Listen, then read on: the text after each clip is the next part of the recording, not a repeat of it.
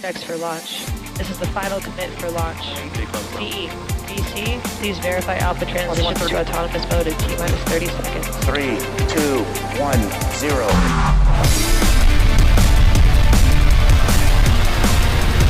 Vehicle is supersonic.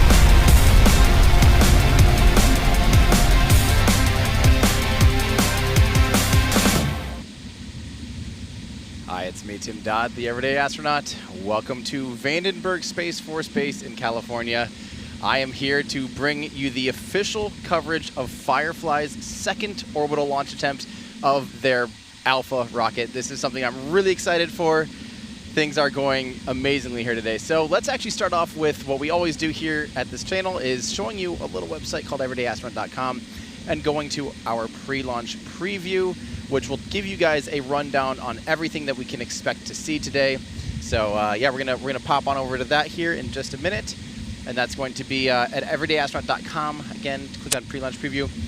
Today is September 11th, 2022. So as you guys know, that is the 21st anniversary of one of the biggest tragedies in the United States here. So we wanted to take a moment to pay respects to the 2,983 humans who lost their lives today 21 years ago. So please join me before we get started doing anything else with a moment of silence to pay respects.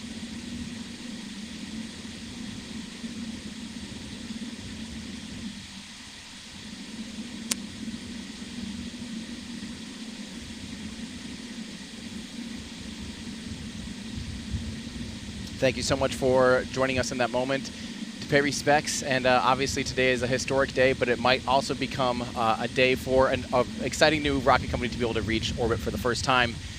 And guys, I gotta say, things are looking really good. So let me run you guys through the pre-launch preview here. This is FLTA002, which is known as To The Black, which is the second mission here. So the launch company provider for this is Firefly Aerospace, which is a company based out of Austin, Texas. You guys might have seen some of my content with them previously, like an interview with their previous CEO, Tom Marcusick.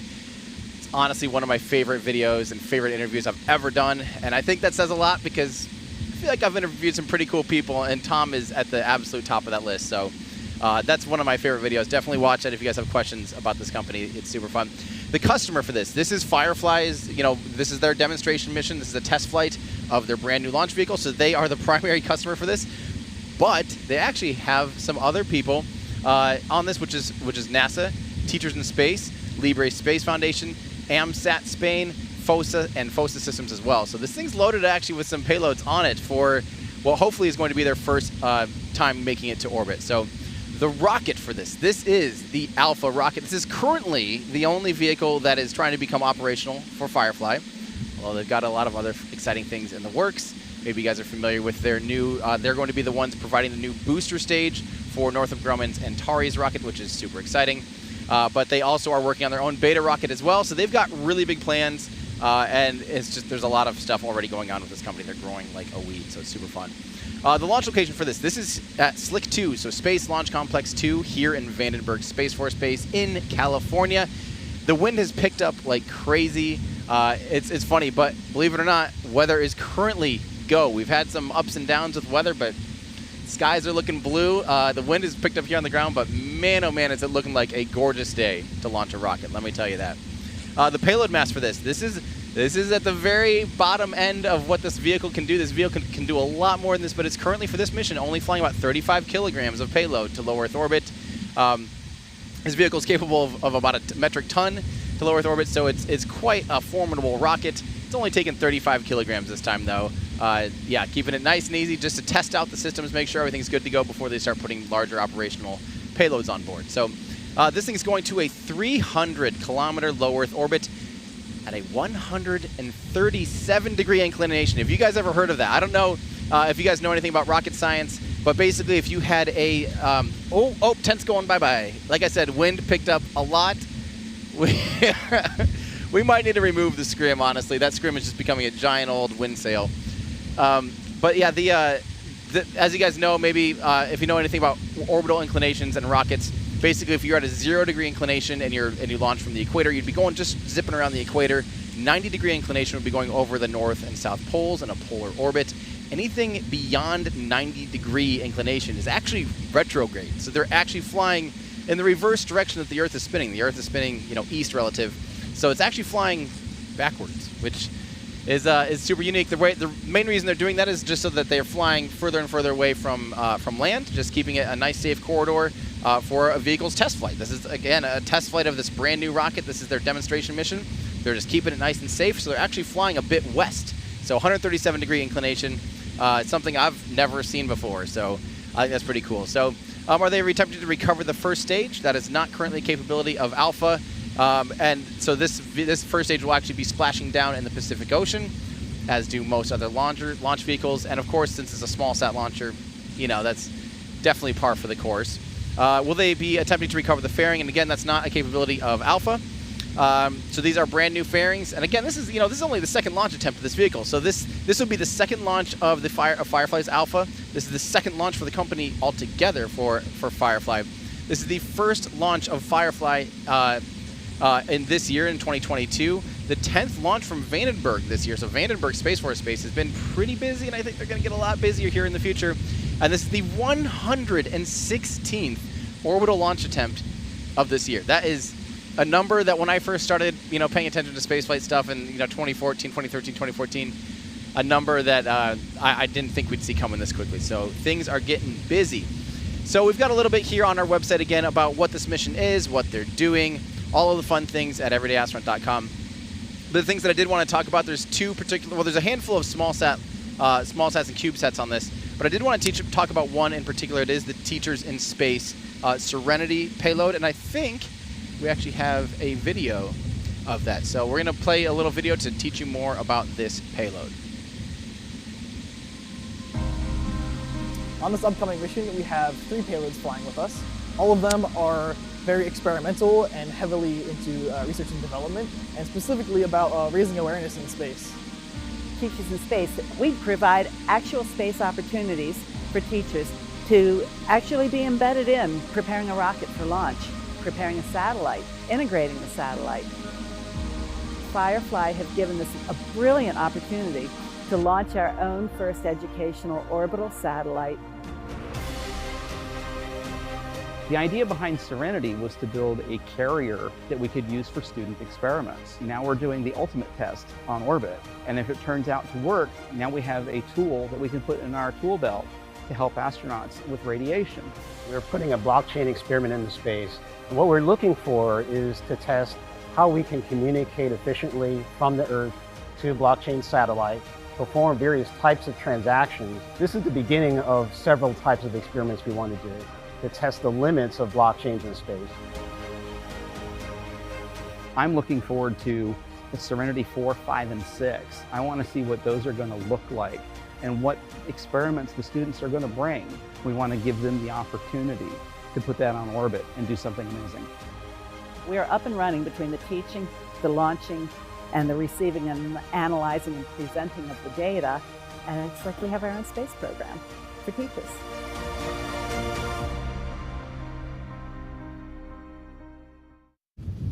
So yeah, that's a pretty exciting payload that is on this rocket currently, but there's another one that I'm actually really excited about too. This one is called NASA's AMSAT-15. And what's interesting about this thing, we'll learn more about it here. We'll pull up a video here in a second, but I want to just kind of tell you why I'm excited about this. This is a NASA demonstration mission that's actually working on deorbiting small and CubeSats and things like that, because as you know, we're launching more and more vehicles into space. Being able to get them down in a timely manner is extremely important. So this is a technology demonstrator, and so I think we've got a video here we can roll for you guys. Let's check that one out.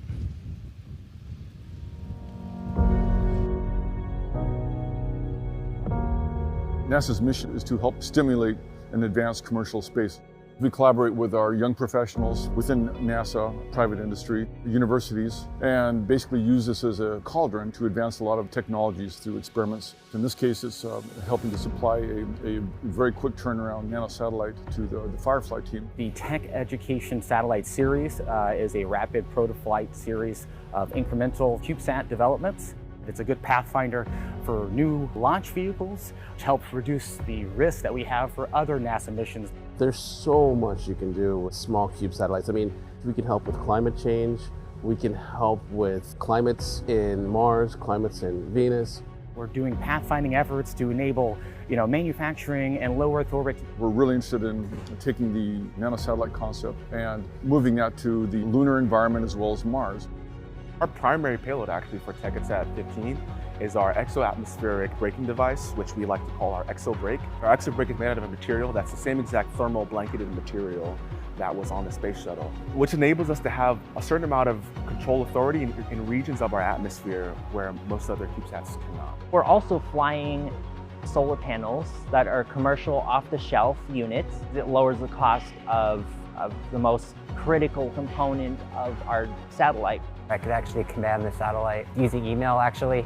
While we were quarantined at home, I was actually commanding satellites in my bedroom. I got my aerospace engineering degree from San Jose State. You're taught very practical things from the get-go. That translated almost seamlessly into industry work, especially at NASA, and integrating here with Firefly. SGSU is in a very strategic location. Being next to NASA Ames Research Center and being near Silicon Valley, we have an opportunity to work with technology that's actually cutting edge and then be able to apply that in a space environment. My generation is involved in watching all the Apollo launches when I was a child, and always wanted to work at NASA and teach and be part of this. We have the job of turning science fiction into science fact. It's an opportunity for me to also work with our younger staff and excite them. They're going to define the next generation of space and space exploration.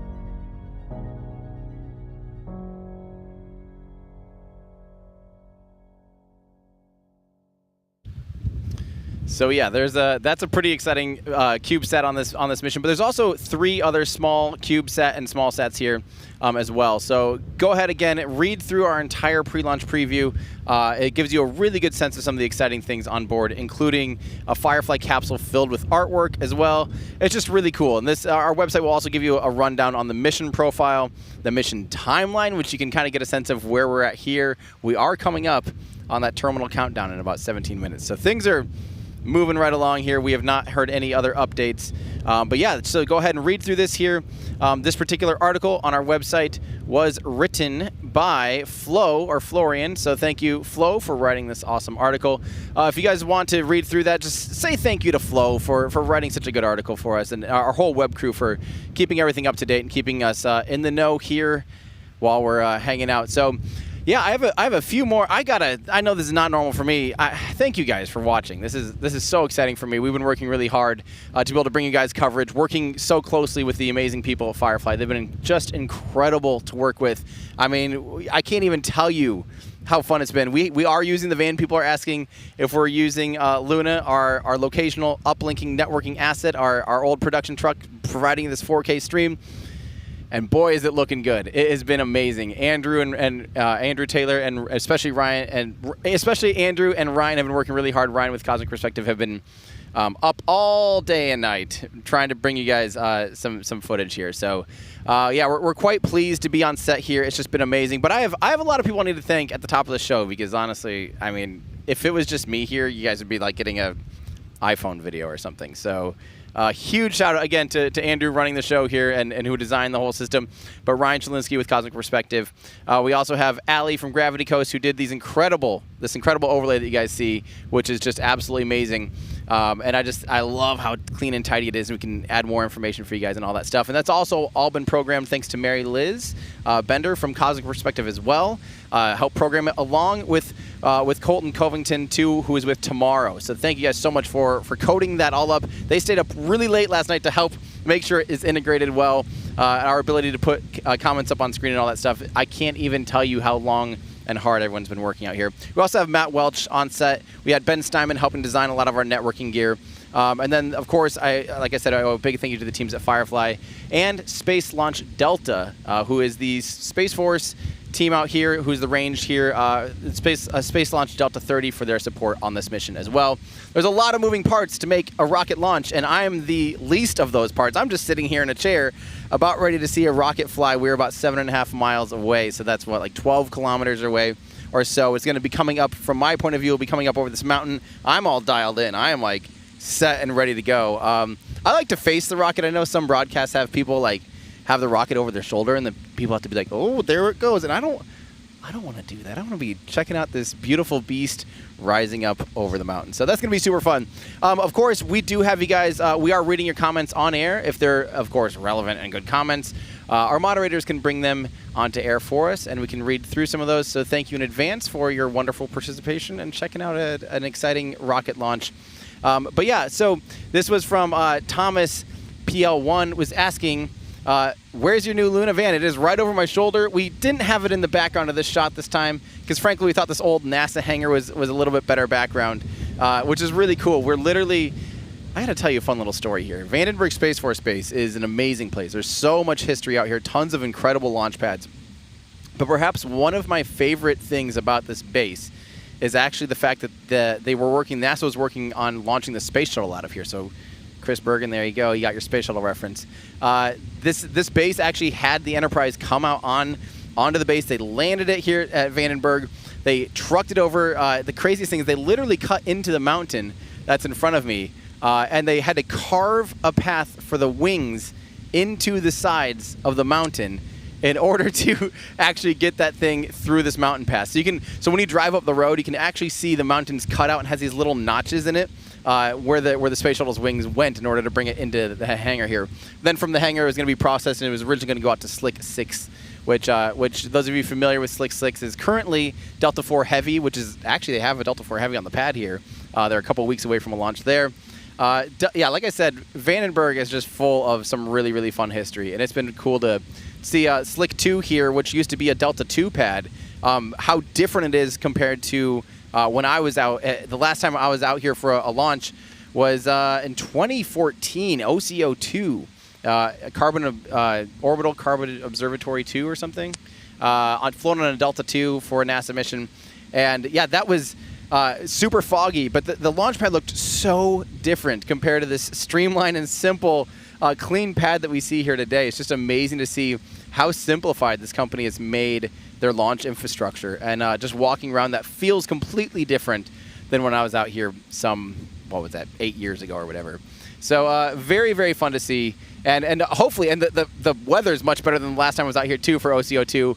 I was, I think, only like 3 miles away, so 5 kilometers away from that launch, but it was so foggy we couldn't even almost hear it. The fog sucked up all of the acoustic energy, and you basically couldn't even hear the rocket launching, which is insane. From that close, we saw some glow and just a faint rumble, and that was the first time I really got to see and hear a rocket launch. Was here. So this, for me, this is redemption time, my friends. I am ready to watch this thing fly right over my shoulder. So, yeah, that's super, super fun. So, let's see. This is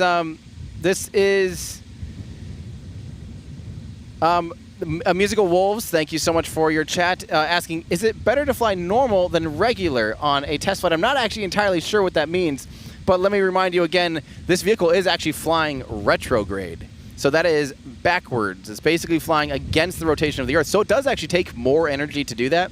A vehicle loses a decent amount of payload capacity when it flies retrograde, when it doesn't get to account for the rotation of the Earth. That does suck up some energy, but with a 35-kilogram payload, this vehicle has just room to spare. You know, they're just using it as a simple, can we get this thing into orbit and see how it goes? Actually, I would love to know, like, the mission managers, the people that actually plan the trajectory, what extra, you know, how they take into the Earth's rotation. And I would love to see those calculations. I wouldn't understand a single one of them, but it'd be fun to see the difference between flying retrograde and planning that orbit versus flying prograde. So, yeah. This is, oh, thank you so much from Ankla. Yeah, again, huge shout out to everyone involved to make this possible, to be able to stream this in 4K. I don't know if you guys know how hard it is to stream in 4K. It is not easy. It is not easy to do it well and do it right with minimal lag. I mean, we are, the feed I'm actually seeing here is like only a few milliseconds from real time to my eyeballs, which is just incredible. And then, of course, YouTube takes a little bit of time to get to you guys through YouTube and through the cloud and stuff. But it's pretty low latency, and it's 4K, and it looks incredible. And look at that vehicle. I should answer this question because I do see it a lot. Right now, you can see some condensation pouring off the rocket. That is totally normal. That is that's because they're using cryogenic oxygen. So oxygen becomes liquid at cryogenic temperatures, which means it's extremely cold. So they're loading the vehicle with liquid oxygen, which I believe, ooh, dang it. Off the top of my head, I believe minus 186 degrees Celsius. I'm probably wrong, but that's what, or 183. That's the, off the top of my head, really, really, really cold. It's very cold. And you do that so it can densify, so you can get a ton of your oxidizer into the vehicle and into the oxidizer tanks. And then it has RP1, which is basically a refined form of kerosene. That's the fuel. So there's, of course, a fuel and an oxidizer. But in order to make the oxidizer liquid, you got to chill it down to be extremely, extremely cold. And that's what they do. So they actually chill it down to liquid temperatures, and then they load it into the vehicle. Now, of course, the vehicle, we're sitting out here. It's California in a bit of a heat wave. In the ambient temperature out here, it's 82 degrees Fahrenheit. So what is that? I don't know, 30-ish degrees Celsius. It's quite warm. So of course, the ambient temperature will warm up that liquid oxygen while it's sitting inside the rocket. And when it does that, the liquid oxygen boils off and becomes gas. So what you end up seeing is you actually see them venting the gaseous oxygen to maintain the pressure in the tanks, because when it boils off, and imagine like a kettle boiling or any water boiling, as it boils from liquid to gas, it expands, and you have to release that pressure. Otherwise, you could have a boom in whatever containment vessel you have. Same type of thing here. Liquid oxygen, if you warm it up, it expands, turns into a gas, and it expands almost 1,000 times. So you do need to vent it. And so what you're seeing is still very cold oxygen, but it is now gaseous. It's coming in contact with the humidity in the air. It's making some little vapor crystals. That's probably the longest explanation I've ever had there. Sorry if that's totally just the longest-winded thing you've ever heard. But that's why you see that venting and those cloud vapors coming off of the vehicle. One thing we will be able to see, hopefully relatively soon, as the vehicle does fill with liquid oxygen, you will actually see this vehicle is made out of carbon composite. So it's a carbon fiber rocket. And as it gets colder and colder and colder, and as the vehicle fills up, you will see the black carbon fiber turn white because of frost. So yeah, we're seeing a lot of activity there. I'm excited to hear what exactly that is. That's a lot of stuff happening.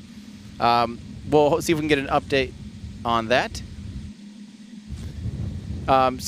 We have another exciting thing for you guys. We are able to bring back trench cam for you guys. This time it looks even better than last time.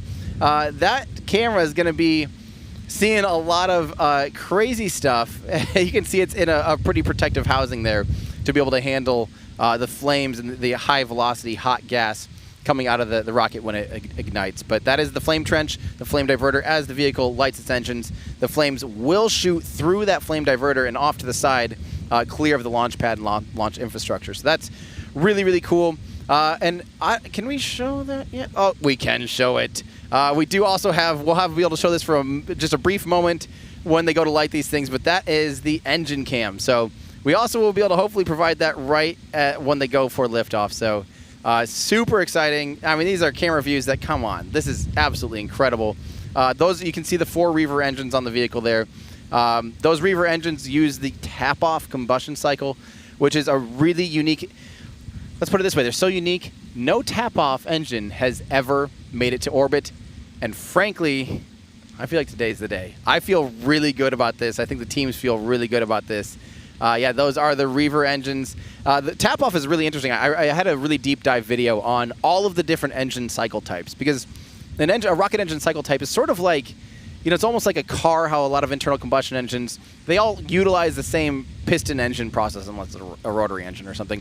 But, typically all run on the same process, but they employ different tactics and techniques to develop power. So sometimes they're naturally aspirated, you might have turbochargers or superchargers, or, Atkins cycles, all these different tweaks to the familiar piston engine.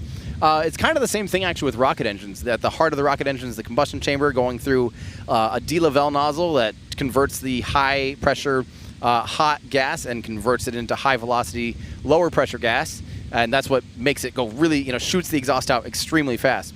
But in order to power that, you have to have, instead of high-powered, you can either use high-pressure tanks, which is actually what Firefly, when they were Firefly Space Systems, had utilized was pressure-fed engines using high-pressure tanks. So the tanks of the rocket were actually under extremely high pressure, and then that was flowing into the engines to power the engines. But now they upgraded when they reformed and became this new version of Firefly. They actually ended up with the tap-off cycle, which is extremely unique. Basically, you take your combustion chamber where the fuel and the oxidizer mix and then, you know, ignite and blah, blah, blah. You actually take and, for lack of a better term, you punch a hole in the side of the combustion chamber, you pipe some of that hot gaseous propellant, and you actually flow it through a turbine. You spin up that turbine using the combustion engine, using the combustion from the engine to power the pumps, which is like the ultimate chicken and egg scenario. Like, how do you get the pumps running if the engine requires the pumps to run, but the engine itself is running the pumps? Like, it's the craziest thing ever, but it's actually a really unique, very simple, and extremely reliable system. Firefly has had, when I talked to Tom McCusick last year, they had just basically said they had the absolute best luck with this engine so far.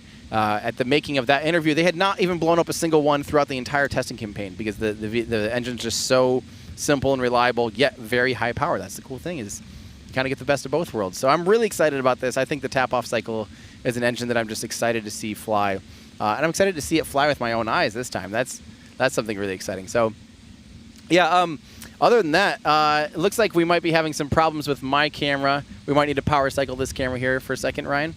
But we've got a lot of things. Oh, so this is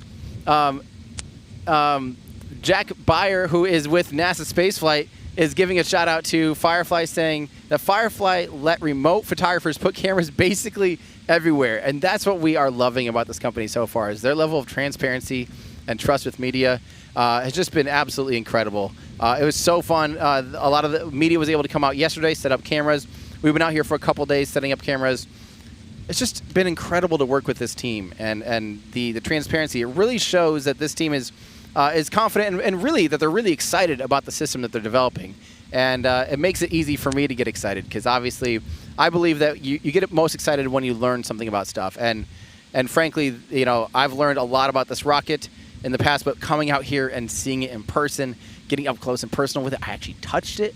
I don't think I've ever touched an orbital rocket before, like, you know, right before it's about to fly. So I'm getting a little bit spoiled out here, but it's been very, very fun for them to be able to share that with us, and for you know, making all that stuff possible. So it's just been an absolute pleasure. So here's from Alan B asking the important question. Don't forget to look in the top left of your screen. You will see that weather is currently go, and that's the latest we have heard. Is just weather is go, and we are on comms loop, so we do have the most up-to-date information possible.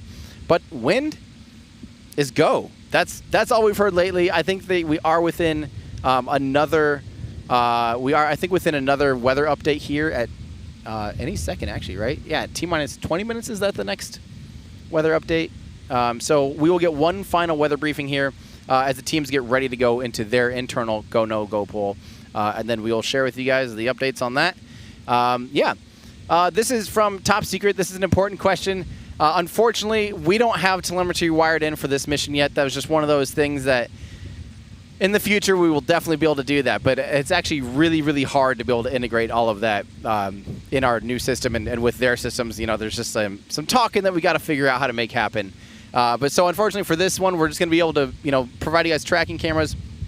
Once the vehicle's in orbit, we'll get some updates and even onboard cameras, hopefully, assuming everything looks good on their end. So we've got some cameras, we got some views. This is a view from, this is actually Vandenberg's tracking camera. Look at that. So we've got that. We've got our own 4K cameras that are shooting in high speed, at least 120 frames a second. So we've got a lot of really cool footage we'll be able to provide for you of today's launch. And I'm just so excited for this. I don't know what it is about Vandenberg, but it's got a certain just feel to it. It's really cool. And the city of Lompoc is super fun. So so this is actually a great question from Jochin, saying, did they ever release what went wrong with their first rockets attempt? Yeah, we actually talked about it a good amount when I spoke with their former CEO, Tom McCusick, last year. I was actually standing with him right next to one of their Reaver engines, and he's just showing me the plug that ended up failing. There's literally a power connector that has, you know, like a twist lock power connector thing, and unfortunately, it actually rattled loose and the pin sheared, and it ended up disconnecting from the power systems on the rocket, and it shut down engine 2. So that's exactly the failure that happened. It was just a few seconds into flight, engine 2 shut down. The vehicle continued, which was actually really impressive, because if you The way the rocket steers itself through gimbals, each engine can actually only gimbal on a single axis, and there's 4 Reaver engines on the first stage. So basically a pair of engines can swivel Z axis, and the other 2 can swivel on the Y axis, and that provides your control authority. But when you shut one of those down, I can't even imagine, like, if you've played Kerbal Space Program, it'd be really fun to see if we can do this with there's little Vernier engines in Kerbal. Shutting one down out of a pair would actually be really hard to maintain control. The vehicle actually ended up going supersonic despite losing one of its engines on ascent. So it was actually a really impressive testament to their guidance and control. Also to their fuselage, because their fuselage held up under some extreme conditions. So they talked about that. I also was able to talk to Jordy, one of their lead engineers, the other day, and he actually mentioned that all they did to relieve this, because they said the connectors are actually, they recertified all the connectors. They said that the connectors were good, but they realized the way it was mounted was actually in a higher vibration environment than they would have liked. And obviously, after the vehicle had gone through so much testing, that was their first vehicle to ever be tested out. And yeah, so it had just gone through extra rigor, and it ended up being in a spot that was under pretty high vibration loads. So they just simply moved the connector and let the wire be in that spot that was under the higher vibration. They said they actually it's a 10-fold reduction in vibration, and of course this vehicle just hasn't had to go through nearly as much conditioning as the first one. So I mean, I feel really good about it because the teams had the opportunity to go through absolutely everything, solve that problem. They already had that problem solved and figured out before they had the official investigation done. The official investigation was like, yep, this is what we're doing, and everything's go. So it's just been really impressive to see them move forward through that. So yeah, this is I gotta take this question because of course if it's about Slick 6 and Vandenberg out here, Vandenberg's such a cool place, and we do have NASA Spaceflight in the chat. Slick 6 was going to be Space Shuttle Discovery's new home. Challenger changed all that. It's an amazing launch site. Again, it is now currently home to the Delta IV Heavy. But yeah, that's actually Challenger. Unfortunately, obviously we all know what happened with Challenger. But the sad thing too is that it made the teams reconsider the space shuttle program and reconsider the safety and the systems and all of the ground systems, everything. And basically they looked at Vandenberg and the way they're planning to fly the shuttle from here, and they basically were like, no, this is not going to work. So unfortunately, although there are pictures out there, I should probably pull up a picture or something of the space shuttle at Space Shuttle Slick 6. It is some of my favorite images in all of spaceflight history. It's just these vehicles, images of the space shuttle at Slick 6. It's so cool. I'm trying to find just a single decent image. But yeah, so here's if you just Google search Space Shuttle Slick 6. This is one of those images, and come on, how cool! That reminds me of I had Lego sets of the space shuttle. For some reason, that just screams that era of my childhood. This would have been the early '80s before it got canceled. So yeah, oh man, Vandenberg. That would have been crazy to see. Because the cool thing about launching from Vandenberg, launching from the West Coast, is you do go into those polar orbits. You go north-south, you go over the poles, basically, for most launches. And no human has ever been on a polar orbit. So if the shuttle had flown, it's funny because the shuttle was the second opportunity for the U.S. to have a polar orbiting vehicle, because the Gemini program and the Mole laboratory would have been polar orbit as well. That got canceled. Space shuttle got canceled out here. So still no humans have ever gone into polar orbit. Yeah. So let's keep going here. Actually, maybe, Andrew, if you have it, actually, we're talking a lot about Vandenberg.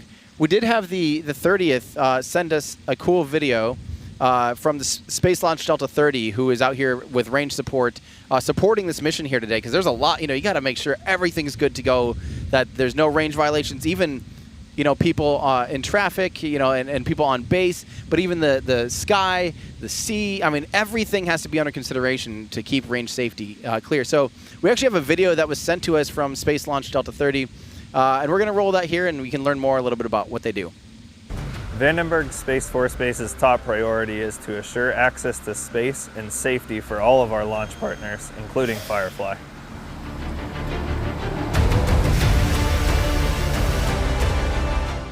The mission of Firefly is to make space for everybody. And what that means is to allow access to space for even the smaller payloads. We're here at Slick 2 getting ready for our second flight of the Alpha vehicle. We're very excited about it. It's really been great working with the range and the base on safety, flight safety, public safety, pretty much all aspects, getting ready for a mission.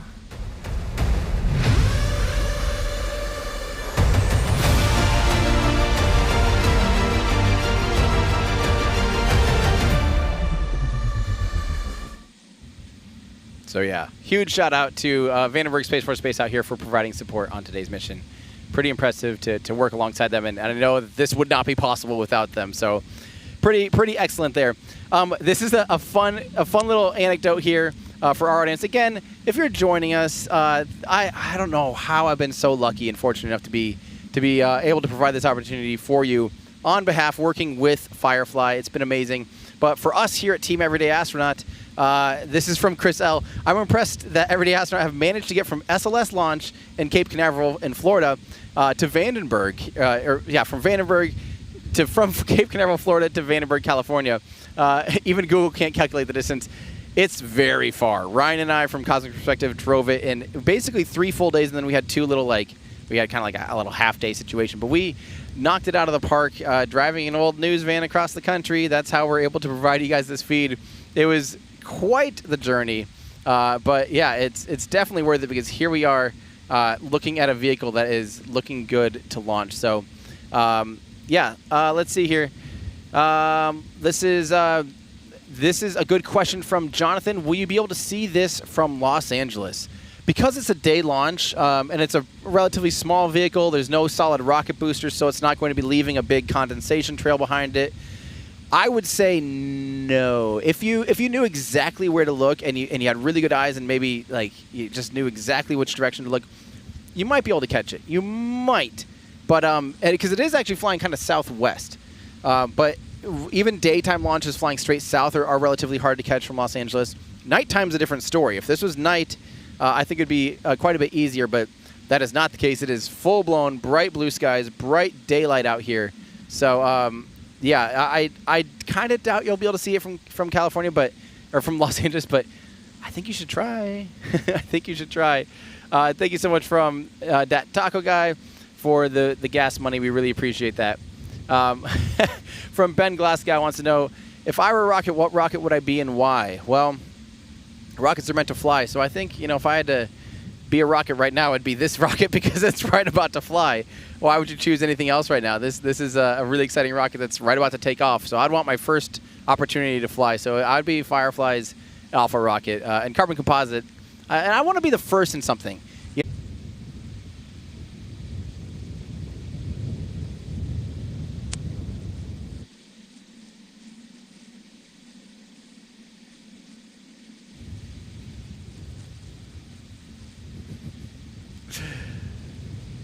I feel like this is an appropriate question. How is the internet in the Luna van? Is it fiber?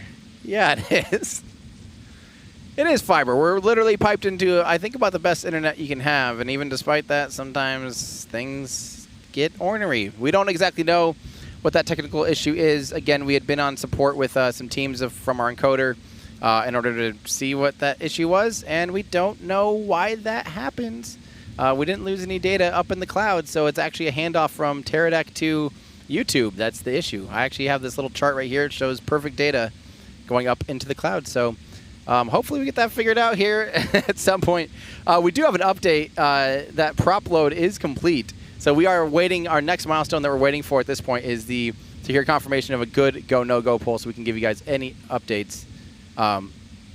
We'll give you any updates that we have about the status of today's launch. Obviously that's what we're here for. So let's see. Again, I feel like I should answer this one more time. Just what is the launch visibility like on the West Coast? You likely will not be able to see it, too far away. If you're too far away from Vandenberg area, from Lompoc, you won't be able to. You probably won't be able to see it too far away. It is a relatively small vehicle. Can we actually pull up the specs of the rocket on the side of the screen at some point? Because it would be kind of fun to talk about the size and stuff like that. So actually we have that. Yeah, look at that. How cool is this? So it's almost 30 meters tall, about 30 meters tall, 95 feet tall. So this is actually in the world of small sat launchers, this is actually a very large small sat vehicle. It's coming up almost on some medium class vehicle sizes. Diameter is 1.8 meters, so 6 feet wide. So if you're, like I'm just under 6 foot tall, I could walk straight down the fuselage of this vehicle. It's again, quite large actually. The propellant for this vehicle is LOX and RP1. So we sometimes we'll call that Kerolox. So kerosene and liquid oxygen. That's what this vehicle uses on both stages. Then there's 4 Reaver engines on the first stage of this vehicle and 1 Lightning engine powering the upper stage, which is also tap-off. So this company's diving deep into the tap-off cycle, which again, I think is super cool, and I just can't wait to see it fly. So I didn't quite catch what they're saying on comms. Do we have any updates here? Confirm. I can hear it, but I can't talk and hear at the same time. I'm not that talented. So let's see. This is a good question here. This is something that the range gets to deal with. Being a new rocket, is there a bigger radius than normal around the pad that's closed off in case something goes wrong to avoid injuring anybody? T-minus 8 minutes and 20 seconds. Fuel pre-press will be beginning shortly. Fuel pre-press will be beginning shortly. So, yeah, I heard that. That's exciting. Fuel pre-press will be beginning shortly. That means the vehicle is topped off, and they're basically going to begin pressurizing the rocket to be able to, be ready for flight status. So you do have to pressurize the tanks up to operational pressure. So, but yeah, back to this question. The good thing is, the range gets to clear off Vandenberg Space Force Base, which is already a closed-off area. So as far as the ground closures, it's relatively easy because it's a controlled environment already. They set up radiuses and stuff like that. But again, this is flying a pretty unique corridor because it is flying west. So there is particular considerations there for the range to consider with closures for marine traffic and air traffic as well. But I don't know if the actual size, because it's new, is any different or anything like that. But there's definitely considerations when it is the first time a company, or in this case, the second time a company is going for orbit. There definitely are some considerations, So I don't know exactly what those are, but this is on a Space Force base in California. So there is a large perimeter away from any public areas. So let's see. I'm kind of getting some updates here, so I'm really excited because things are looking good. I just want to confirm to our teams that we have cameras rolling and things. We're going to be ready to go on our high-speed cameras. We have everything looking good. So, yeah. Let's see. So from Solaris, this is kind of something I talked about briefly. What major modifications have been made since the previous rocket? So that's actually what's pretty cool. To be honest, they didn't really have to upgrade or change too many things on this vehicle. Their design was really quite impressive right off the get-go. The vehicle was designed, for orbit already, but they had the opportunity between Flight 1 and Flight 2 to kind of clean some, like for instance, the engine bay and some of the plumbing and wiring and things on a first dev flight, were a little bit more like breadboard style, where you have easy access to things and they're easy to work on if there's, a leak or something like that.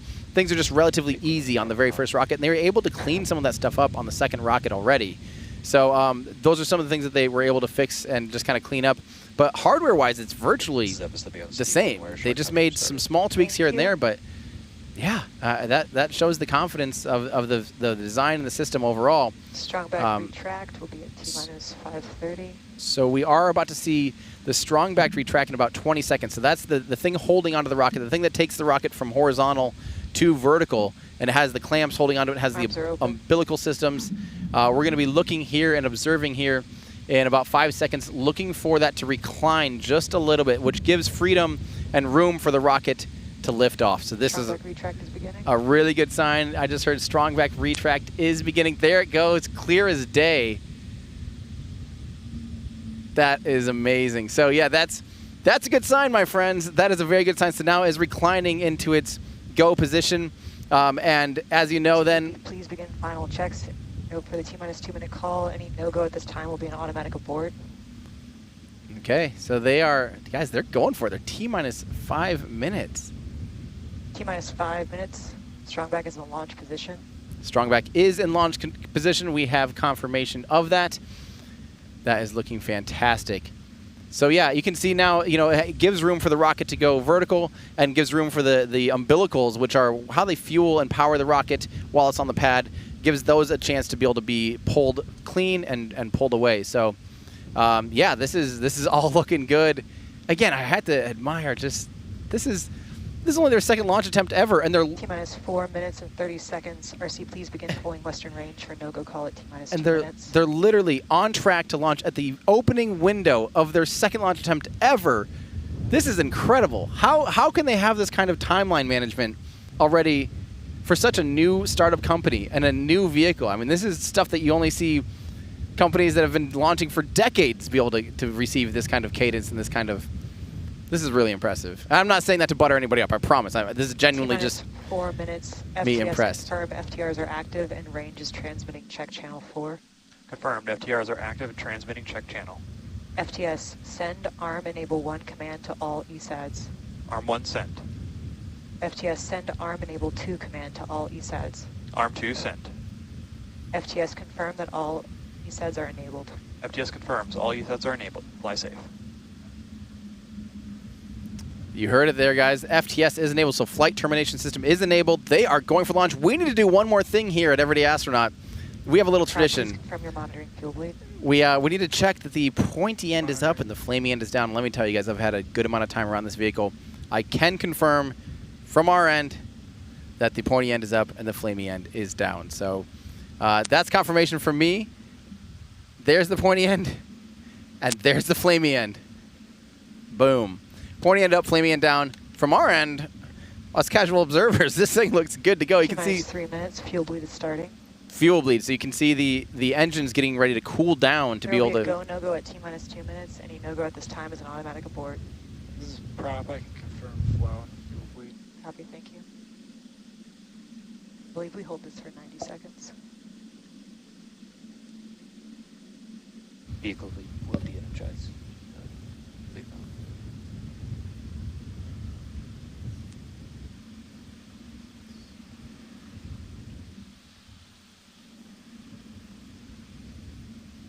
T-minus 2 minutes. This is the final commit for launch.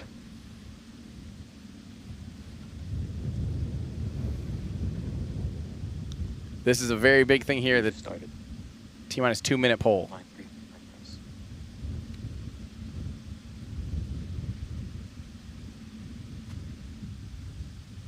Chief engineer, Send it. launch director, Go for launch. rock. Range green. 12.21 confirmed, buying off. T-minus 1 minute and 50 seconds. I can't believe this. They're going for it already. Like, how are they doing this? I mean, we are T-minus 1 minute 30 seconds. We're looking go for launch. Minus 130. I can't believe this.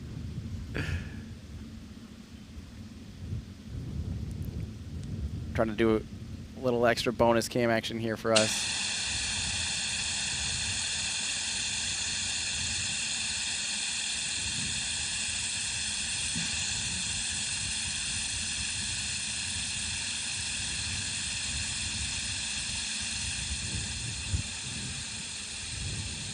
Close alarm. Abort, abort, abort. We have these two PH tests at 1700 PSI. Abort, abort, abort. Aborting. You heard it, guys. We have an abort. We will stand by for more information on why that was.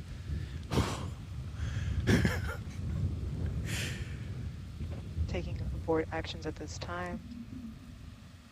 So they do have a 4-hour launch window here today, so don't call it Confirmed yet. No fires on video. Confirmed. GC, please stop. Please close NV 598599 Alpha Bravo. BC, confirm the following pre-valves are closed. Confirmed pre-valves are closed. Helium bubble is active. Bubble is active. S1 fuel tank is maintaining between 30 and 36 psi. Confirmed. Verify all other tanks are vented. Confirmed. GC, please verify the T-tap tank is vented. T-tip tank is not vented. Confirmed. Is it below 100? We'll keep... T-tip. Go ahead. Please open TV 605. TV 605 open. Yeah. Verify that the TVC tank is vented. Yep. It's vented. Verify swim system is vented and cavity purges are active. Is it BC, please verify the C-REO is in the release safe state. Sounds like a first guess. VC, please confirm CBRIO is in the release safe state.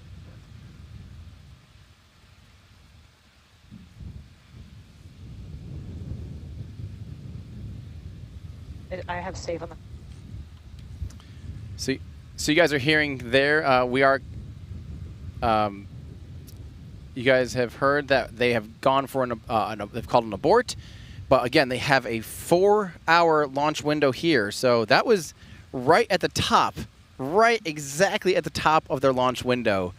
They called an abort. And actually, you know, again, this is only their second launch attempt ever. So, you know, there's a chance that they have an opportunity to reset, and hopefully we still have a chance to fly today. We will await a new T0 time here for you guys, and we will get you guys updated on that as soon as we know anything. But currently, we are back in a hold, which means our teams here get a chance to breathe a sigh of relief, because we are definitely running the scramble game. But yeah, holy cow! I thought, oh man, my heart was racing. My heart was absolutely racing. So well, this is an opportunity. This is what's fun about these kind of streams, is that we get to tell you guys, we get to chat and hang out. Because after all, spaceflight is a bit of a spectator sport for some of us here. We get to enjoy rocket launches, talk spaceflight history, talk aerospace, talk rocket science. And I get to kill time with my friends here as we learn what exactly is going to be happening here. So yeah, again, we are just awaiting more information and what's going to happen today in today's 4-hour launch window. So again, thank you all. If you are watching, please continue to watch, because hopefully we'll learn more about today's launch attempt, see if there's another opportunity in this window. But also, you guys, this is a really exciting opportunity for this launch company. And I know it means the world. They literally have so many employees have come up to me and just said how excited they are to be able to share this with people, and how much it means that people are watching the hard work that they get to do. I mean, I know I'm just simply a conduit to be able to provide this stuff to you guys, but really, you guys watching and cheering for this company just really means the world to everyone working on this vehicle. I've just had the opportunity and the pleasure of meeting so many people, and they all say that they're so excited that we get to share this with the world. So let's hear it. Just give a hand for them for aiming for minute like T0 right at the top of their launch window. A date that they've had in the books for months. That's impressive. That's genuinely impressive. So yeah, thank you again to everyone for watching. Hopefully we learn more and more here, and we'll update you guys as soon as we can. But meanwhile, we want to give you guys a few extra questions here. So this is from Budarowski saying, Tim, what's the difference between the Firefly Alpha, Beta, and the new Antares first stage? Thank you, Tim. So right now, the Alpha is the only rocket that they're flying at the moment. This is their first rocket. This is their opportunity to learn a lot on a little bit smaller scale. The Beta rocket will be a lot larger, and its first stage is virtually the same, at least at first, as Antares, and it uses much bigger tap-off cycle engines called Miranda engines, and so it's going to be a much larger vehicle, much more powerful. So it doesn't even share the same exact engines, but it does share the same engine technology, being that it is tap-off. So. Yeah, so I don't know yet if we're going to see it first on Antares or if we're going to see it first as the Beta rocket.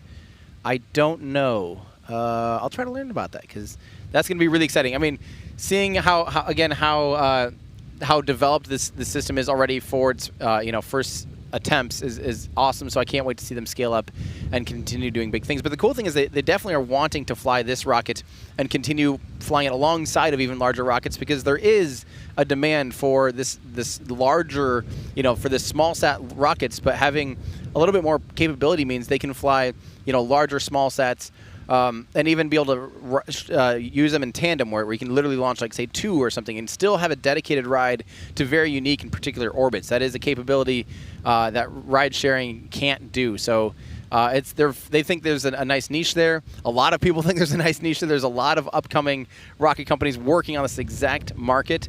So they think, by all accounts, that they'll continue flying Alpha even when Beta is flying, and even as they continue to support Antares as well. So are there onboard cameras on this rocket? Yes, there are. There are cameras on board the rocket. And yeah, that's something that's obviously pretty cool. We aren't able to show all of them, but we can show some of them, and at particular times we'll be able to do exactly that. So yeah. This is from Corey S. Thank you so much. I appreciate your chat. Saying, welcome to Cali, Tim and crew, pointy end up, flamey end down. It's so fun seeing that that we actually have the cameras out here to really give you a good confirmation. Yeah, how cool is that? Let's see. Yeah, thank you so much, Mike Jennett. This great broadcast, Tim. Big shout out to Firefly team for all the hard work at Astra. 100%. Again, space is not easy, and we're seeing them knock it out of the park so far, just even getting this vehicle on the pad and fueled up and going for a launch attempt this early on. Very, very impressive. This is cool. I love seeing these kind of comments. This is from, I'm going to totally not say this name correctly, but Wissiv Rees says, hi, Tim. Thanks for inspiring me to pursue a degree in aerospace engineering. That's what this is all about. That's what Everyday Astronaut's all about, bringing space down to Earth for everyday people. Just helping you guys get excited about this stuff. For me, like, literally, if I didn't have a YouTube channel and a weird van that does 4K broadcasts, I'd be out here just totally nerding out. I would have probably a same tent or an umbrella and a lawn chair, watching rockets fly and just screaming at them by myself. This is my opportunity to be able to share this with you guys.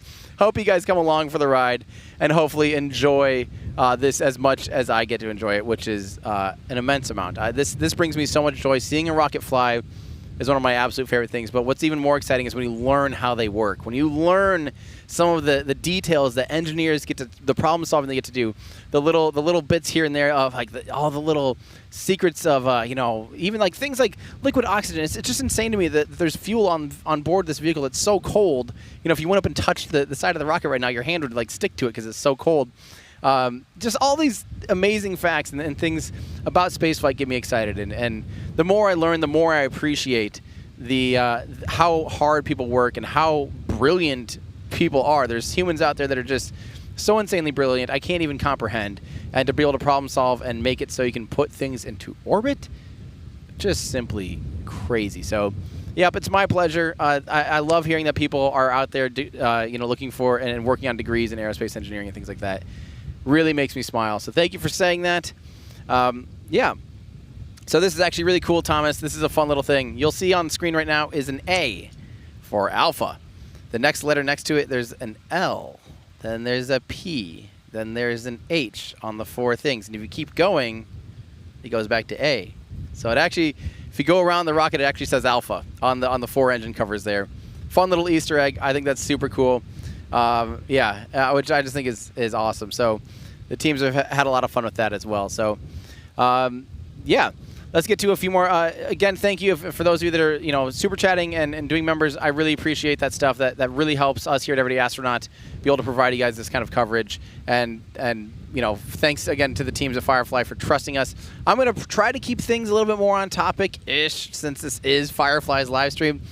But just know from the bottom of my heart, it really means a lot that you guys are tuning in, and the support goes a long ways and makes this stuff possible. Because yeah, it's gas prices these days, driving across the country is definitely expensive. So it's just this is an opportunity that we absolutely could not pass up, though, to be able to put cameras on a launch pad with a rocket on it that's about to take off. I mean, 4K, come on, it just doesn't get better than this. So you have to do it, right? Let's see here. This is a good question. This is a little bit topical here, but we'll take it anyway. From Troy Hammond, thank you so much, saying, hey, Tim, are you planning to head back to Florida to cover Artemis again? Yeah, we definitely want to. We definitely want to. You know, obviously the Artemis program and the SLS rocket is incredibly exciting. It's the most powerful rocket on a launch pad, I guess, ready for flight. I'll put it that way. I don't want to start a flame war here about what's the most powerful rocket, but we'll say it's the most powerful rocket that's ready to fly-ish. But I can't wait. I cannot wait to see that rocket. You guys know that that you know, we've worked really hard to provide coverage for the first couple of launch attempts of Artemis. As soon as we know more, the teams at NASA are working through some issues to see if they can fix some of the leaks in the system, and I think they're going to be testing that like the 17th and or the 18th or something like that, and they're go for another opportunity to fly, I believe starting the 23rd. So there's a small chance this van will be going right straight back to Florida. Personally, and that was a selfish thing, I hope that it scrubs until the next launch opportunity in October, so we can have a little bit of downtime and not just be a full-time like touring van thing. As much as it was fun to be on the road and get out here in a real hurry, that still was definitely pushing timelines. So this is from James Anderson. Do they shut off the liquid oxygen vents prior to launch? If so, how much time do they have till the tank's over pressure? So you'll notice that on rocket launches, those vents are always active and they're regulating the pressure, because even as they begin to drain the tanks, and as they're being backfilled by helium, or in some rockets, autogenous pressurization, so still using gaseous oxygen or gaseous methane or gaseous helium to backfill the tanks, you still need to maintain proper tank pressure. So sometimes you will see venting, and actually watch slow-mo videos of rockets, you'll almost always still see venting coming out a vent port on ascent. So that's quite normal, and it's just a way to maintain it and continue to have the pressures be perfect. I don't know if any of them would ever totally close entirely, because I think it's just kind of a ongoing modulation, so a dynamic thing. So, oh, this is fun to see. I got to do this. I'm sorry. When I see stuff like this, can I give a shout out to Jordan Y from Texas, who works at Firefly and helped manufacture the rocket. I can't do too many of these because there'll be a million, but this one made it into our chat. So from Ashley Davis, Jordan Y, big shout out from Ashley Davis. And I got to just say again, shout out to the teams at Firefly. It's been so fun to see them work on the vehicle and get this thing ready to fly, get this whole system put together. And again, seeing their facilities out there in Austin, Texas. Both their main campus is incredible, where the engineering happens and their mission control and things like that. But Briggs is where, so in a previous life I used to work on cars and motorcycles a ton. And going out and seeing Briggs where they're building and testing, like these are people in like machine shops just getting their hands dirty, literally working on space flight things, and I think a lot of the people, I've talked to different people that a lot of them did come from like the automobile industry, come from racing and things like that, having racing backgrounds that went from precision manufacturing, precision tooling, and precision mechanic work from cars and high performance vehicles to even the most, in my opinion, this is about as high performance as you get. A vehicle with thousands of horsepower. I mean, come on. This is about as cool as it gets. I get the bug when I walk through a factory like that and I walk through a machine shop like that. I get the bug. I want to tinker. I want to help build and things like that. I got to say it's very inspiring. If you are someone looking for a job, this is not they're not telling me to say this. I promise. This is just me. I would go out there and I'd be looking in LinkedIn for some positions. I know that Firefly's got some positions available. If you're looking for a job, I think these guys are hiring. They've got a lot of really impressive things on the horizon. I mean, they're going to the moon. I don't know if you guys know this. They're literally landing a lunar lander in about 18 months with NASA. It's actually riding on a Falcon 9. It's their Blue Ghost vehicle. Super cool. I had the opportunity to speak with Shay the other day, who told me a little bit about that. I have a video that we'll hopefully be able to post here in a little bit. We ended up having so much time setting up this live stream that we haven't had an opportunity to post the video yet.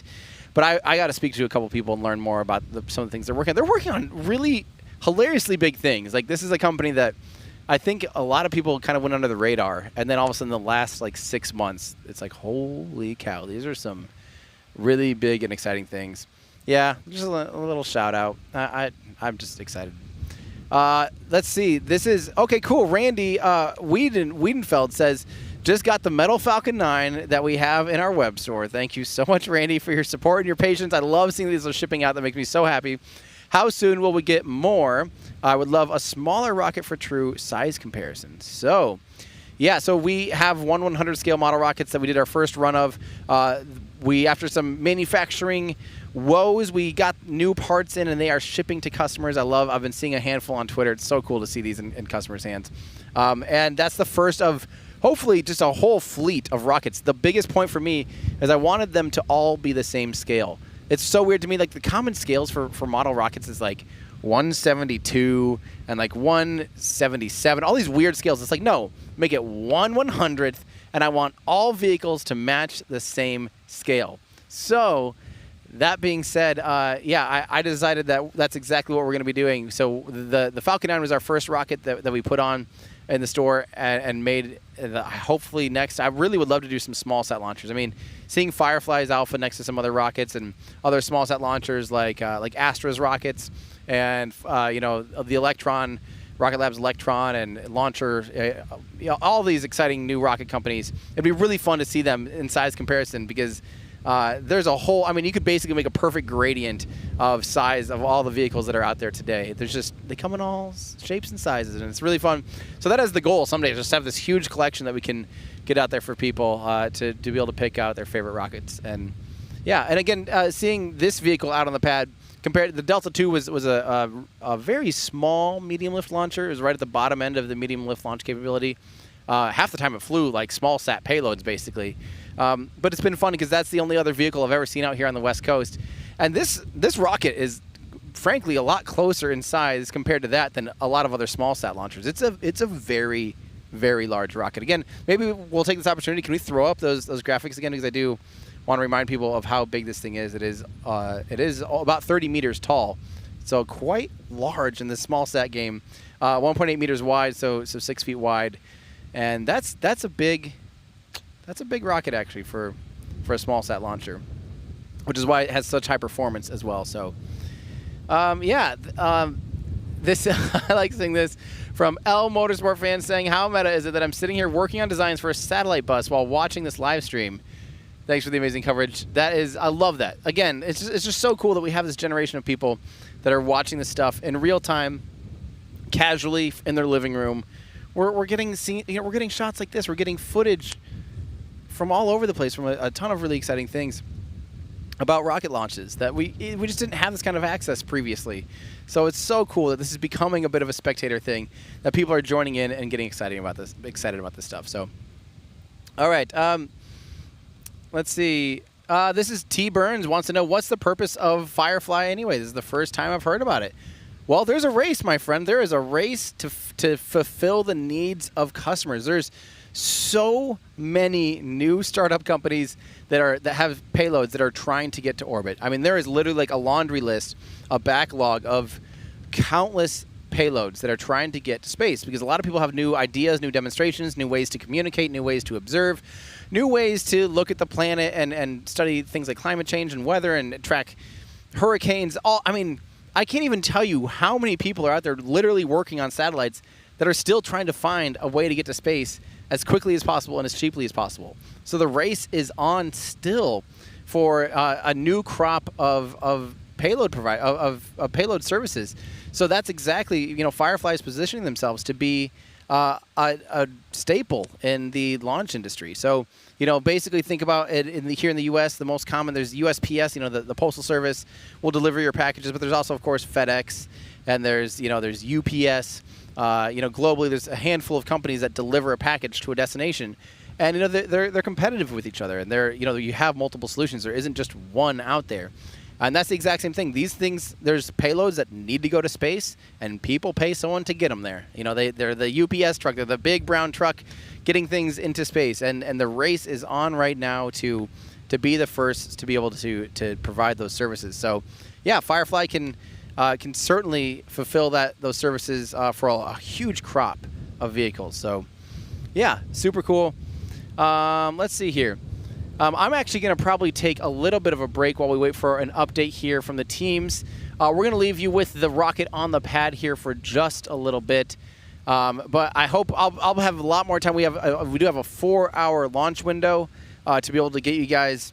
Hopefully we see a launch today, because the sky this is amazing. This is the nicest day we've had out here. So we're really hoping that we do have the opportunity to see a launch today. So stand by as we get more information here from the teams.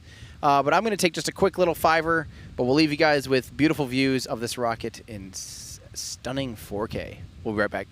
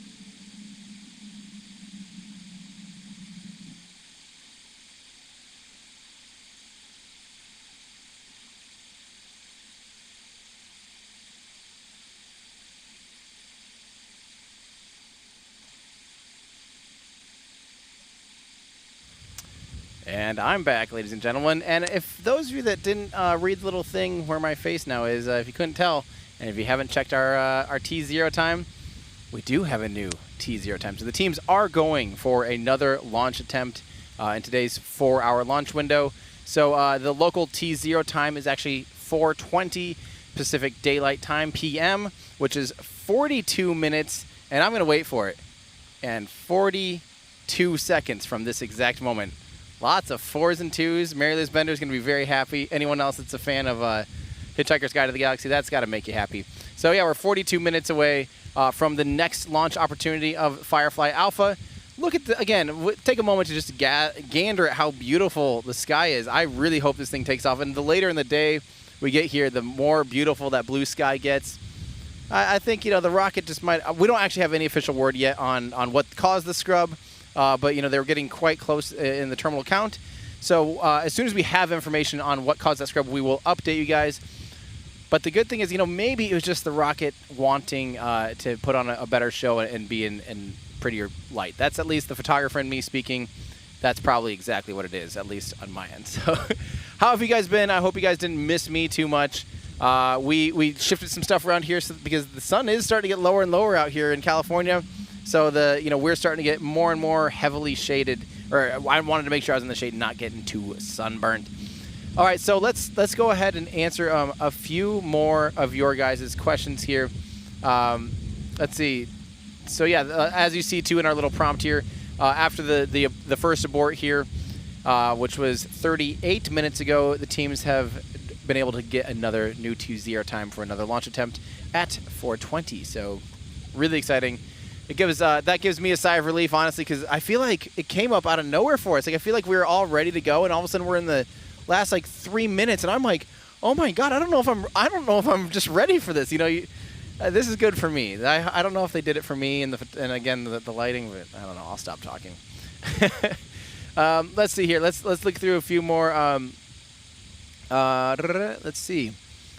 I don't really want to get into too much speculation here from people, so. Actually, I have a fun thing. We did have a lot of questions, and I've realized, honestly, the best way to answer some of these questions about this vehicle is to actually just go to a little website. I do this trick a lot. A little website, but this time it's not everydayastronaut.com. This time it's firefly.com, and clicking on their alpha link. Their website's amazing, but they actually look at this. They even have a way to be able to see the inside of their engine and of their rocket and stuff like that. So. I actually forgot the payload of this vehicle. The payload capability is over a metric ton, 1,170 kilograms. Like I said, this is at the upper end of a small sat launch vehicle. That's like getting awfully close to medium class. Which please remind me, chat, or if anyone has information. I forget what where that officially starts. I don't remember if it's 2,000, 2,500, or what it is to get into medium class, or maybe it's 4,000. I don't actually recall off the top of my head. But that's definitely in the upper end of the small sat launchers, especially in this new crop. And that's on a 28.5 degree inclination. So that'd be like if you're launching from Kennedy Space Center, that's how much performance it'd have. If you're launching to SSO, so Sun Synchronous Orbit, or a polar orbit, that does decrease to 745. That's normal for all rockets to take a performance hit when they're not flying straight due east. They're not taking into account the full rotation of the Earth. And like we said, today's mission is actually flying retrograde, so it's actually flying beyond SSO, so backwards, in relation to the rotation of the Earth. So that's 745 kilograms. Again, today's flight has about 35 kilograms on board, so you can tell they're definitely not putting a ton of payload onto this vehicle for its inaugural orbital flight. So, yeah, again, this website is amazing. I can't recommend if you want these stats on this vehicle. And again, 322 seconds of specific impulse in a vacuum is pretty impressive for a tap-off engine. So, yeah, and same with almost 300 for the Reaver. So that extra expansion ratio, the longer nozzle on the Lightning engine in the upper stage, does allow it to be a little bit more efficient in the vacuum of space. Pretty cool. So, yeah, that's, again, shout out to that website, firefly.com, and then click on alpha or /alpha. You can get all those things that you've been asking me about, and hopefully that helps. That's a good reminder for me. 1170 is its payload capability. Again, pretty impressive. So, All right. Yeah. So again, we're basically at this point just awaiting more information, and hopefully we receive an update from the teams here relatively soon, and that will give us some information on. You know, maybe we won't receive an update on why exactly they scrubbed, but the most important thing to me is that they're go for another attempt here in 37 minutes. So yeah, this is again, thanks to all of you that have become members, that have you know, just helped with today and asking really good questions. We'll take to air whatever we can with your comments and stuff like that too. So thanks to all of you who make that possible. I gotta say thanks to people like 55 Chevy Guy _ Steve. Thanks for the great coverage and informative videos. You are so welcome. Again, this is absolutely not a one-person job anymore. This has turned into a whole team of people that are helping provide this coverage. So it's just I'm so thankful to have people working so hard along with me that make this stuff possible. And yeah, our team for this mission in particular, and also for the Artemis launch attempts, it's just huge. It's a whole crew of people. It's so funny. I never thought I'd be borderline running like a production company, but here we are. Here we are doing basically exactly that with some state-of-the-art equipment. Again, we've got some awesome cameras out here on base. A lot of 4K, you know, obviously the 4K pad cameras that are also going to be recording some slow-mo footage for you guys, but we also have some awesome tracking equipment here. We'll be able to provide you guys with clean feeds of the ascent of this Alpha rocket. It's going to be super fun. As soon as that thing comes up over the mountain, it's going to be quite the shot.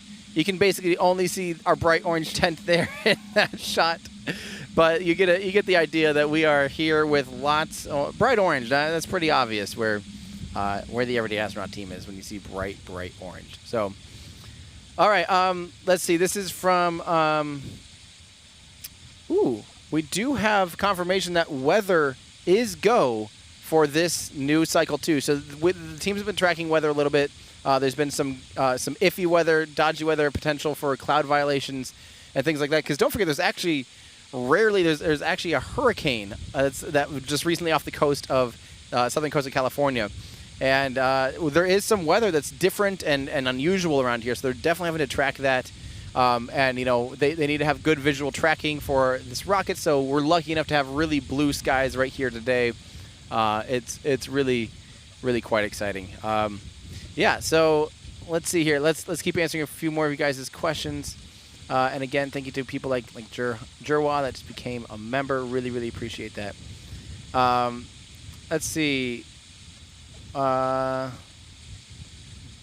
So this is a good question actually from Gerardo Neva. Thank you so much again for your generous donation as well. Why are these newer rockets more powerful but less impressive at launch than the space shuttle, for example? So far, I'm trying to think.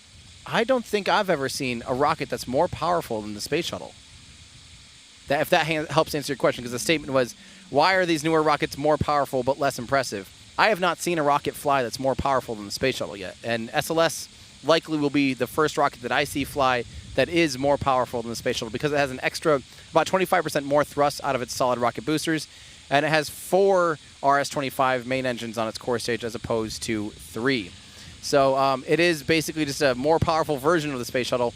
But Falcon 9, much less powerful than the space shuttle. Falcon Heavy is I can't remember right off the top of my head what that was. Can you repeat that too, by the way, Andrew? Oh, okay. Okay, cool. So we do have a statement on exactly why they scrubbed the first opportunity. They basically had a drop in stage 2 helium supply pressure, but they are moving into recycling operations. So what that means is these vehicles have helium that keeps the tanks at pressure. We've talked about a few times on the show now today that the tank pressure is an extremely important thing, because you have a lot of dynamic systems that are all at play here, and especially when the rocket starts to fly, you have liquids draining out of a tank, but obviously that could create a void. You have to backfill with gas, gaseous propellants or a gaseous inert gas. You have to backfill as the liquid drains out of it. You know, imagine if I took this bottle of water and if I turned it upside down and let it pour out, you know, there's going to be air needs to fill those gaps of where this is not sponsored by Smart Water, by the way. The air would fill the gaps of the water bottle, and you'll see that, you know, if you're pouring water out, it'll glug, glug, glug, glug. That's air shooting back up the system. That obviously isn't going to be happening when something's being pumped, forced out of a tank. You have to backfill and provide gas back into those regions so the tank maintains pressure, so you don't have the tank getting like crushed or anything like that, you know, because that's actually what would happen if you drained it without backfilling it. So they backfill it with helium, and helium is good for a few reasons. Number one, it's inert, meaning it will not react with the fuel or the oxidizer. It will not cause any problems with combustion.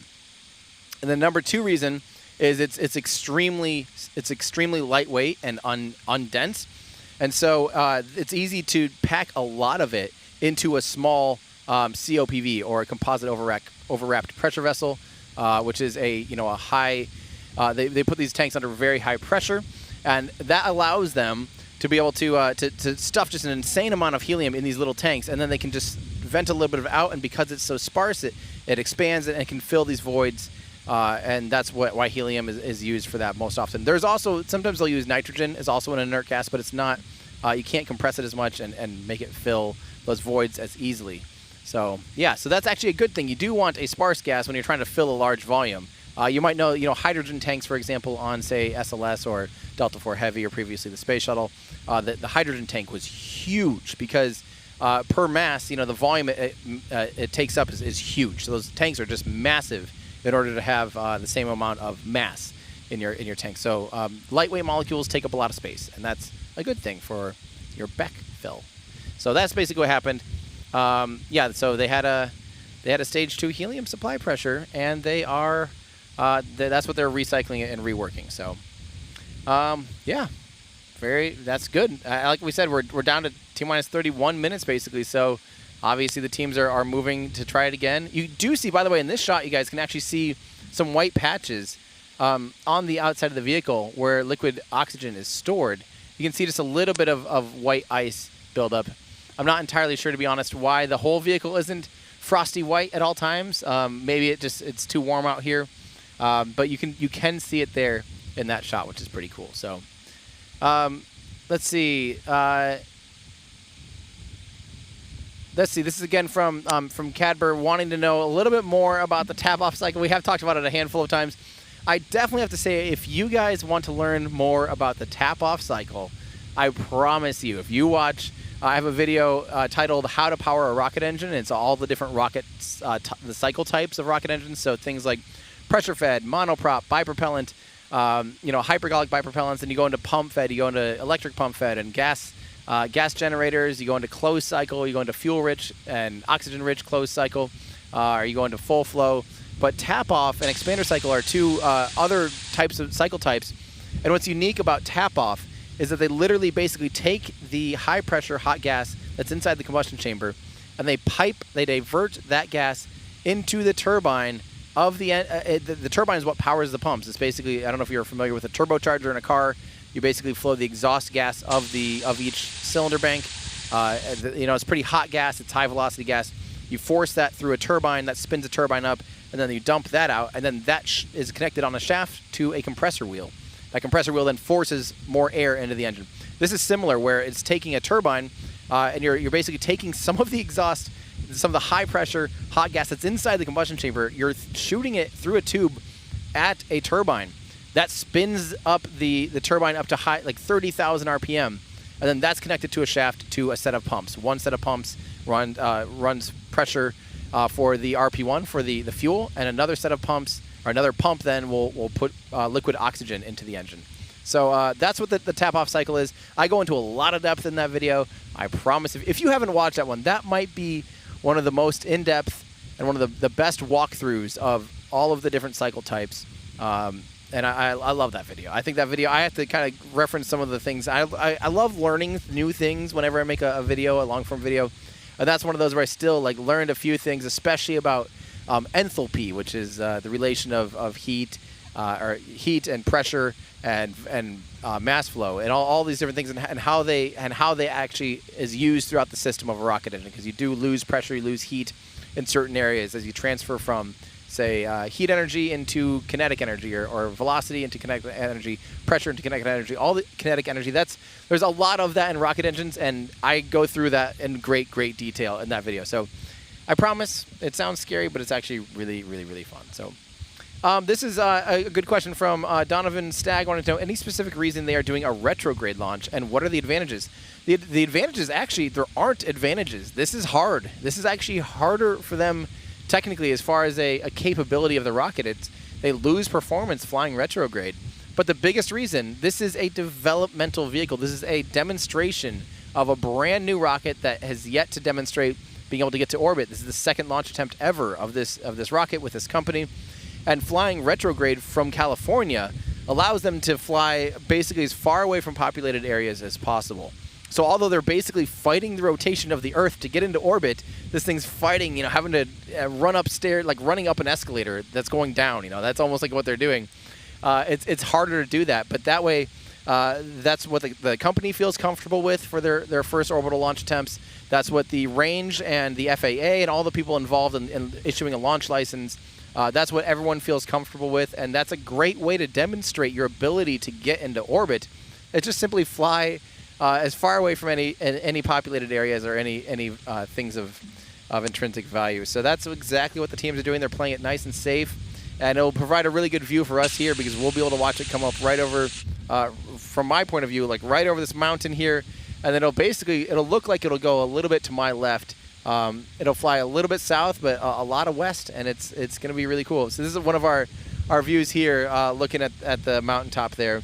Man, it is very windy. We got to apologize for the wind, even though it's crazy. Even though we're on some really heavy-duty lens mounts and things, no matter how sturdy it is, the wind has a different thing to say. So, yep, whoopsie-doodle. Let's see. So this is a great question from Yoman. Does that mean there is no preburner? That's exactly right. That's exactly the beauty of the tap-off cycle, is there is no preburner. There is no gas generator. They literally, it's crazy. They literally just take the already high pressure from the main combustion chamber and they just pipe it over. Now the hard thing and the thing that they have to solve, some of the biggest technology that had to be developed was how do you make it so the exhaust, what you put through the turbine is an okay temperature to not just absolutely destroy the turbine. Because the turbine can only handle I think Tom Marcusic gave it to me in Fahrenheit. And I can't recall those numbers off the top of my head in Celsius, but it's something like, the main combustion chamber I think was like 4,000 or 5,000 degrees Fahrenheit, and the turbine can only handle like 1,200 degrees Fahrenheit or something around that scale. Again, I'm just talking off the top of my head. So you have to find a way to make sure that the exhaust gas that's coming out of the main combustion chamber, by the time it hits the turbine blades and the turbine wheel, it can't be that hot. It has to be cooler temperatures in order to do that. And so that's actually part of the intellectual property. That's part of the beauty. That's part of the technology that Firefly has developed in-house.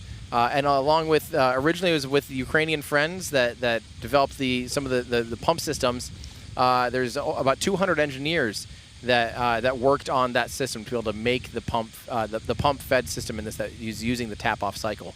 Really cool cycle type. Again, it's never made it. No one's ever built a tap-off fed rocket engine, booster engine that's flown to orbit. So this very well could be the first rocket to make it to orbit with the tap-off cycle. I expect it to be.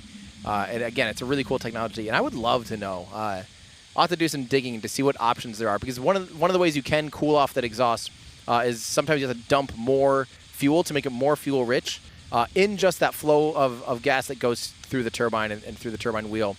But Tom Marcusic said they don't do that. So that goes that makes me just go, how can you lower the temperature without changing your fuel to oxidizer ratio?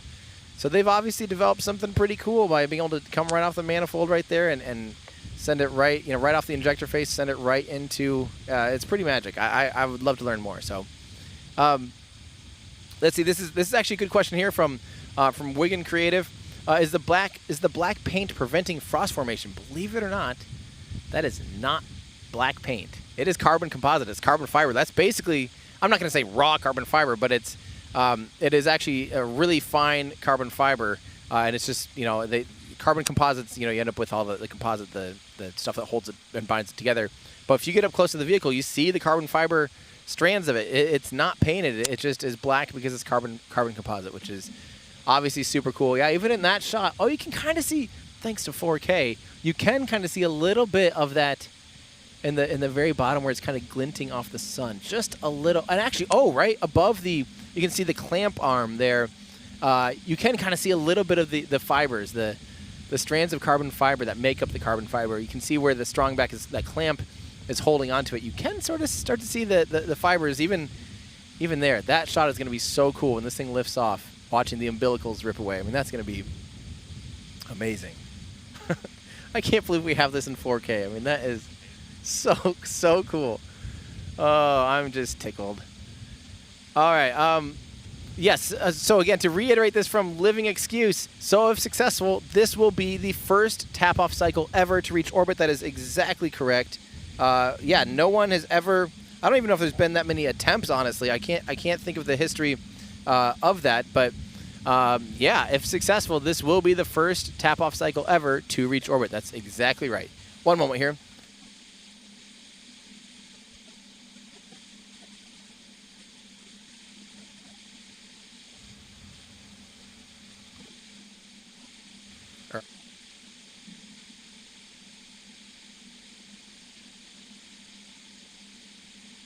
All right, cool. So we're moving on here. Let's see.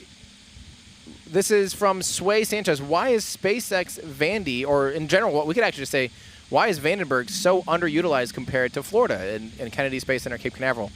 Well, the simple answer is there's actually a limitation to where you can fly a rocket on the West Coast. Because don't forget, when you launch a rocket, you have to basically fly over unpopulated areas. All rockets look at least in the United States, whenever they launch a rocket, they fly it over unpopulated areas. So they'll fly over the ocean. They'll close off, the marine traffic, the flight traffic. They make sure that the rocket is safe from anyone nearby. So in the U.S. you fly over the ocean. So if you're on the East Coast, you can fly eastwardly. You can fly in a low inclination orbit, meaning you can fly anywhere from about 51, 52, maybe 55 degrees. But at some point from Florida, you start actually running. If you go too far north, you start running into New York City and all those places. So you do have to fly at an inclination, an inclination. Again, if you're flying due east, 0 degrees. If you're on the equator, you would be going right around the equator. So that would be like a 0 degree inclination. 90 degree inclination would be going up and down over the poles. That'd be a 90 degree inclination. 180 degree inclination would be flying backwards, going backwards around the equator. So 51.6 degree, that's what the International Space Station is on. And that's close to the upper limit of how inclined you can fly from Kennedy Space Center without a dogleg maneuver. I have to say that because SpaceX has actually flown some really high inclination orbits from Kennedy Space Center, but they're doing that with these really big dogleg maneuvers, and because of that, they actually lose performance in the rocket. They can't put as heavy payloads into orbit. So fun little fact there. But Vandenberg has its own limitations. It can't fly eastwardly, so you can only fly basically in the polar corridors. You can basically fly polar orbits only, and or retrograde. So yeah, if you're launching something into into space, you really are limited here at Vandenberg Space Force Base to what orbits you can get into, and it's just not really as. It depends. It's not really as common to fly sun synchronous orbits or polar orbits. They're good for Earth observation and things like that, and some communication satellites they're helpful. But for the most part, a lot of the satellites we see are launched. If you're going out to geostationary orbit or most low Earth orbits and things like that, and medium Earth orbits are all launched eastwardly. So you can't do that here. You'd fly over California. You'd fly over Las Vegas and Nevada, all these places. So that is not an option. And by the way, we are within T-minus 20 minutes, so we're probably getting close to the teams being able to ready to go for their second attempt.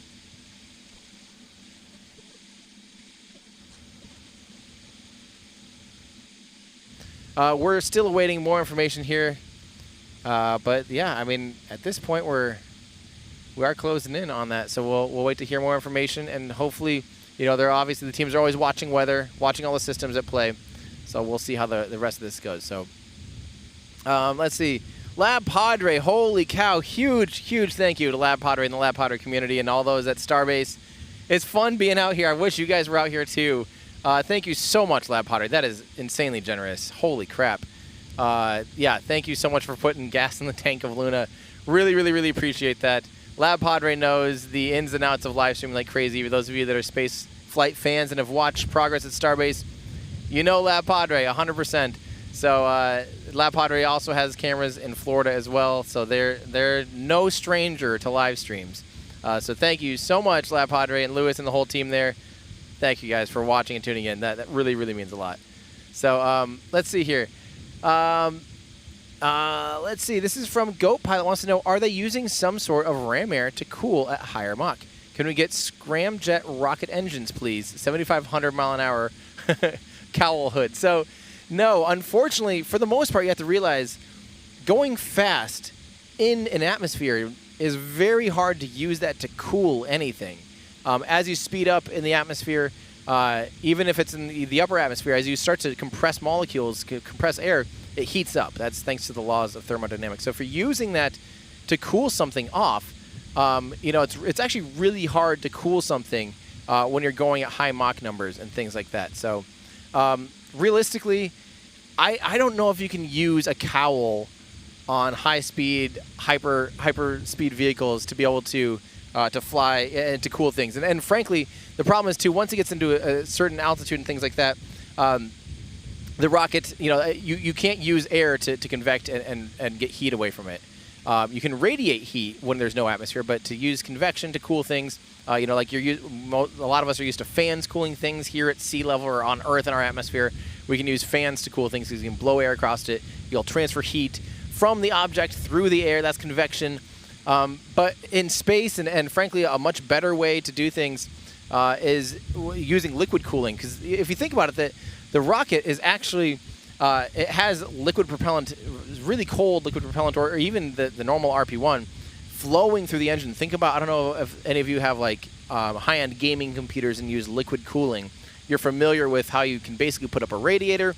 You can flow liquid through the core of the processor and then back out to the radiator to wick that heat away. But liquids are really good, it transfers heat very well. So that's basically what they're doing with the rocket engine. They're going to be flowing a lot of propellant from these propellant tanks into the engine anyway. So what they do is they flow that propellant through the walls of the engine first. As it's going from the pumps, and then they literally have these little channels through the nozzle and through the walls of the engine. And then that goes into the combustion chamber after that. It goes back up the wall, so kind of sometimes they do like a turnaround. They go down the nozzle, back up the nozzle. They'll cool the whole nozzle, the throat, up the walls of the chamber, and then they'll end up in the injector plate and flow into the engine from there through like a manifold and through an injector plate. So that's actually how you, and again, I have a whole video about how you cool rocket engines, because this is another one of my favorite topics, is how do you keep these things that are holding, you know, temperatures as hot as the sun inside of these walls that would melt under those conditions. But there's a lot of really cool science and engineering that goes into making that possible without making it get destroyed and melty. So yeah, liquid cooling is definitely the preferred method. But a cowl is a fun idea, but I don't think it'd be a good way to cool things. So this is a good question from Owen Medford. What is the liquid dripping from the engines, fuel or liquefying frost? So actually, I can't speak to what it is at all times, but I think lots of times when you are just seeing it literally like occasional drips, that might be just condensation coming out of the condensation developing because the engines are very cold. They have been chilled down, and condensation will develop and drip off of the engine there too. And don't forget, there's also like frost on the outside of the rocket, so some of it might be making it down the fuselage and dripping. But you will see engine bleed in at some point when they, I think it was around T-3 minutes, they do flow and get the vehicle ready for cryogenic temperatures. Because again, liquid oxygen is extremely cold. When it hits that pump, the liquid oxygen pump, if you don't prepare that pump for all of a sudden an onslaught of really cold cryogenic propellant, you might crack or break or ruin the pump. So they have to first start flowing propellant through the engine to get it thermally conditioned for the cold temperatures. Isn't that weird? When we think about rockets, we think about the hot temperatures. We think about the crazy flames and exhaust shooting out of the flamey end of the rocket. But really, it's the cold that they have to thermally condition the rocket engine for. I think that's super cool. All right, so we do have an update that they will be moving the T0 time to, did I hear correctly? Can you repeat? Okay, they are moving their T0 time to 7 p.m. That is the absolute back end of their window now, which, if that thing flies at 7 p.m., that's going to put on quite the show because sunsets at 7:15. So if they do go right at that 7 p.m. window, it will be a beautiful, beautiful launch. So that is 3 hours from now, which means I'm going to be taking a few breaks here. So I'm not just yabbing on and on and on and on for hours and hours and hours. But we will get that updated. There we go. We already got it updated. T-minus 2 hours and 51 minutes is our official new T0 time right at the end of their 4-hour launch window. Again, their window opened up at 3 p.m. Pacific time, which I think is plus 7, so 15, 22 UTC. So now we're moving into a new T0 time at the end of the launch window, their 4-hour launch window, right at 7 p.m. So, yeah. So hopefully we hear, hopefully the teams are not working any big issues and they are able to get this off the ground today. But we will stand by for more information as soon as we know it. But yeah, thank you guys for tuning in. This is still just the absolute dream for me, just to be here. The fact that I can actually update, I love it because so many times when I'm, doing launch commentary or something, there's a lot of speculation, and we don't have the answers, and we don't know. We're just like, well, maybe the teams are doing X, Y, and Z, and we really have no idea. But it's fun for me to actually tell you, like, yeah, they're working on, the helium pressure was the first scrub, and now maybe they're working whatever. Maybe they're looking for weather. We don't actually have the updates. I'm bragging about having information, and I currently don't have information to brag about. But the fact that we actually know the T0 time is now 7 p.m., so it's at the very end of their 4-hour launch window. So. Let's go ahead and I'll answer a few more questions just to, answer questions. Actually, you know what, Andrew? At some point, let's queue up. There is that video that they have about the second launch attempt. Maybe we'll queue that up. Let me know when that's ready to go to air, and I'll answer one more question. I don't remember. I think it was originally called. I don't remember what the title of that video is, but it's got Tom Marcusic in it talking about their second launch attempt. So we'll queue that video up. It's actually, the teams that make these videos we're very fortunate. Yeah, I think we're getting ready to queue up that video. I'll let you know when we're good to go there. So let's see. Operator Unit 60 or 60 says, is it weird to be excited about going back to the moon?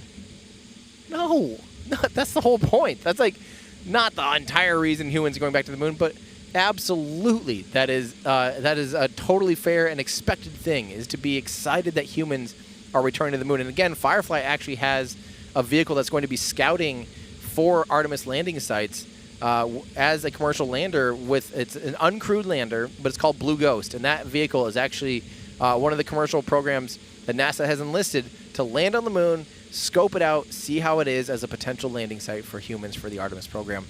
And it's stuff like this commercial partnership with NASA, all these cool opportunities that are cropping up. I just love seeing that. I love seeing a company like this make a lunar lander that's going to help us know if a certain location is safe to land on the moon. That's really cool. But more on that in a second. Let's watch that video here from that talks about the first launch attempt and the second launch attempt. Commit for launch.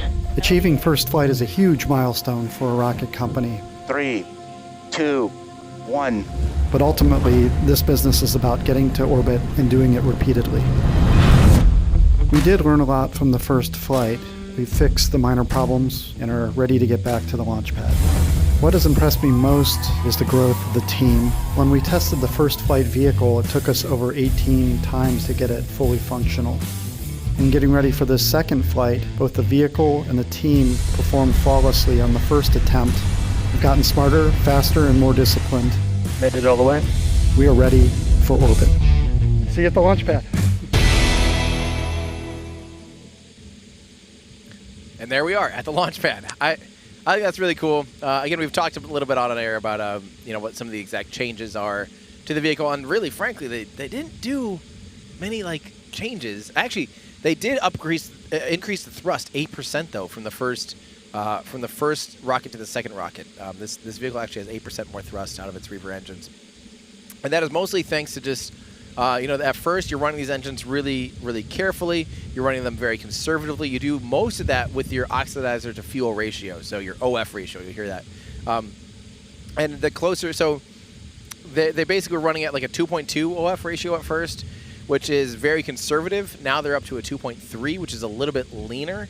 It's a little bit hotter. It's higher performance though, and that's yeah. So that's how they were able to get that. They're aiming for closer to like a 2.4 at some point, and they can increase the capacity even more then. So I think they're aiming for, again, I was quoted in thrust in pounds. I don't remember if they show thrust in pounds on their website or what. They do, but yeah, they're aiming for like 45,000 pounds out of each engine.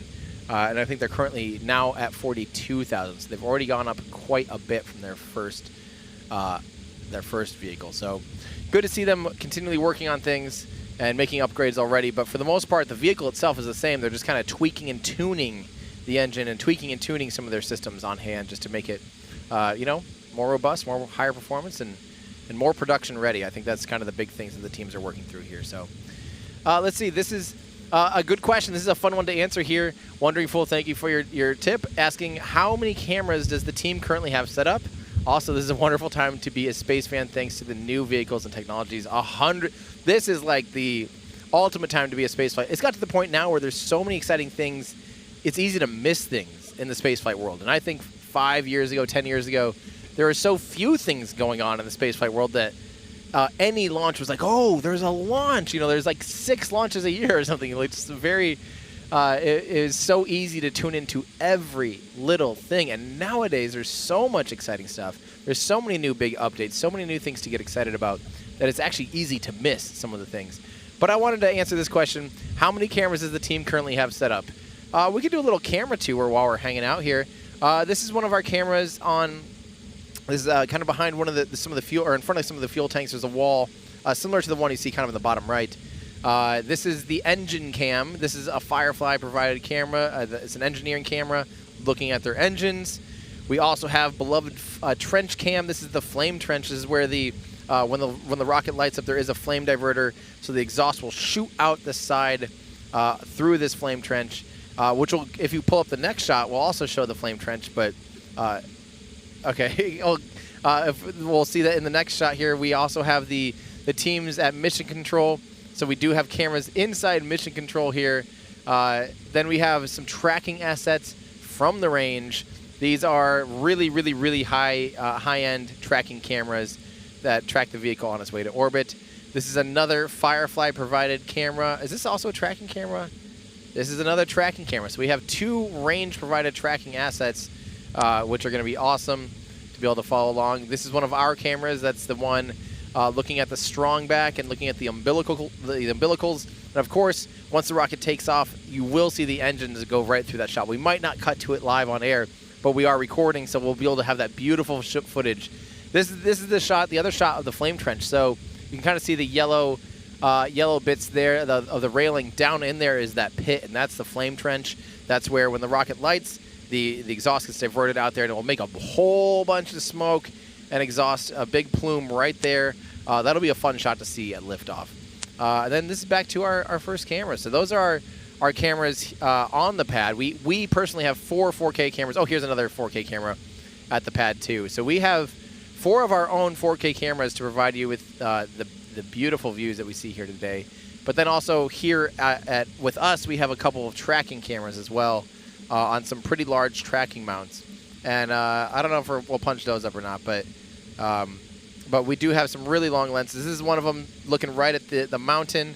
That the rocket's going to come up right over that mountain. That's another one looking at the water tower. We use that as a reference here to know where the rocket's going to be. But that, yeah, you're actually looking through a lot of glass there. We have, when this rocket comes up over the mountain, even though it's relatively small, we'll have a really tight shot on it. It's going to look awesome. So, yeah. All right, let's keep going here with messages. Okay. What? Thank you so much to Sarah Hankins. I'm speechless. Thank you so much. Everyone say thank you to Sarah Hankins for the most generous super chat you can even do. Holy crap. Thank you, Sarah. Thank you. From the absolute bottom of my heart. That makes this stuff all possible. There's just been countless days of getting the team out here and flying everyone in. And setting up and the food and the gas and all of the things. Thank you. That really means a lot. That's what makes this stuff happen. So I really, really, really, really appreciate that. Everyone say thank you to Sarah. That is just, yeah, you make this happen. So thank you so much. And yeah, I don't even know what to say after something like that. How can people be so generous? That's huge. That makes this job feasible. So thank you so much. And also, I feel like I do also owe our patrons and our YouTube members a huge shout out too, because again, especially lately, as you guys know, those of you that have watched my videos lately, I posted a video a couple weeks ago about the build out of our 4K production truck that we're using today, that we drove from Florida to California. We've been working on that for months and months and months now. And we could only be doing that because we do have some incredibly generous support from YouTube members and Patreon supporters that make that stuff possible. So I love to make videos. Videos are my passion. I love to do these deep dives. But lately, we have some exciting things happening in the spaceflight industry. We are here at the first, hopefully the first successful launch of a brand new rocket company with a really impressive rocket using the tap-off cycle, doing all sorts of brand new things. This is the very beginning of a company, a really exciting company. We're able to provide coverage for that because we were able to do this awesome van. We also are able to cover Artemis program, the initial launches of SLS and the Orion capsule to the moon. I mean, come on. These are huge milestones. We have SpaceX working on Starship. This is the start of a really new era in spaceflight with commercial companies making really exciting vehicles.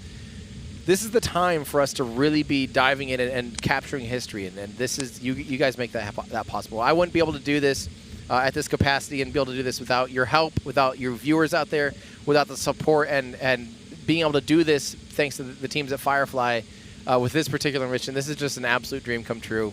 So again, thank you. Huge. So thank you so much. Man, I don't even know how to move on from there. I feel like we almost need to just take a break because that's like a mic drop from Sarah. Thank you so much. Man, wow.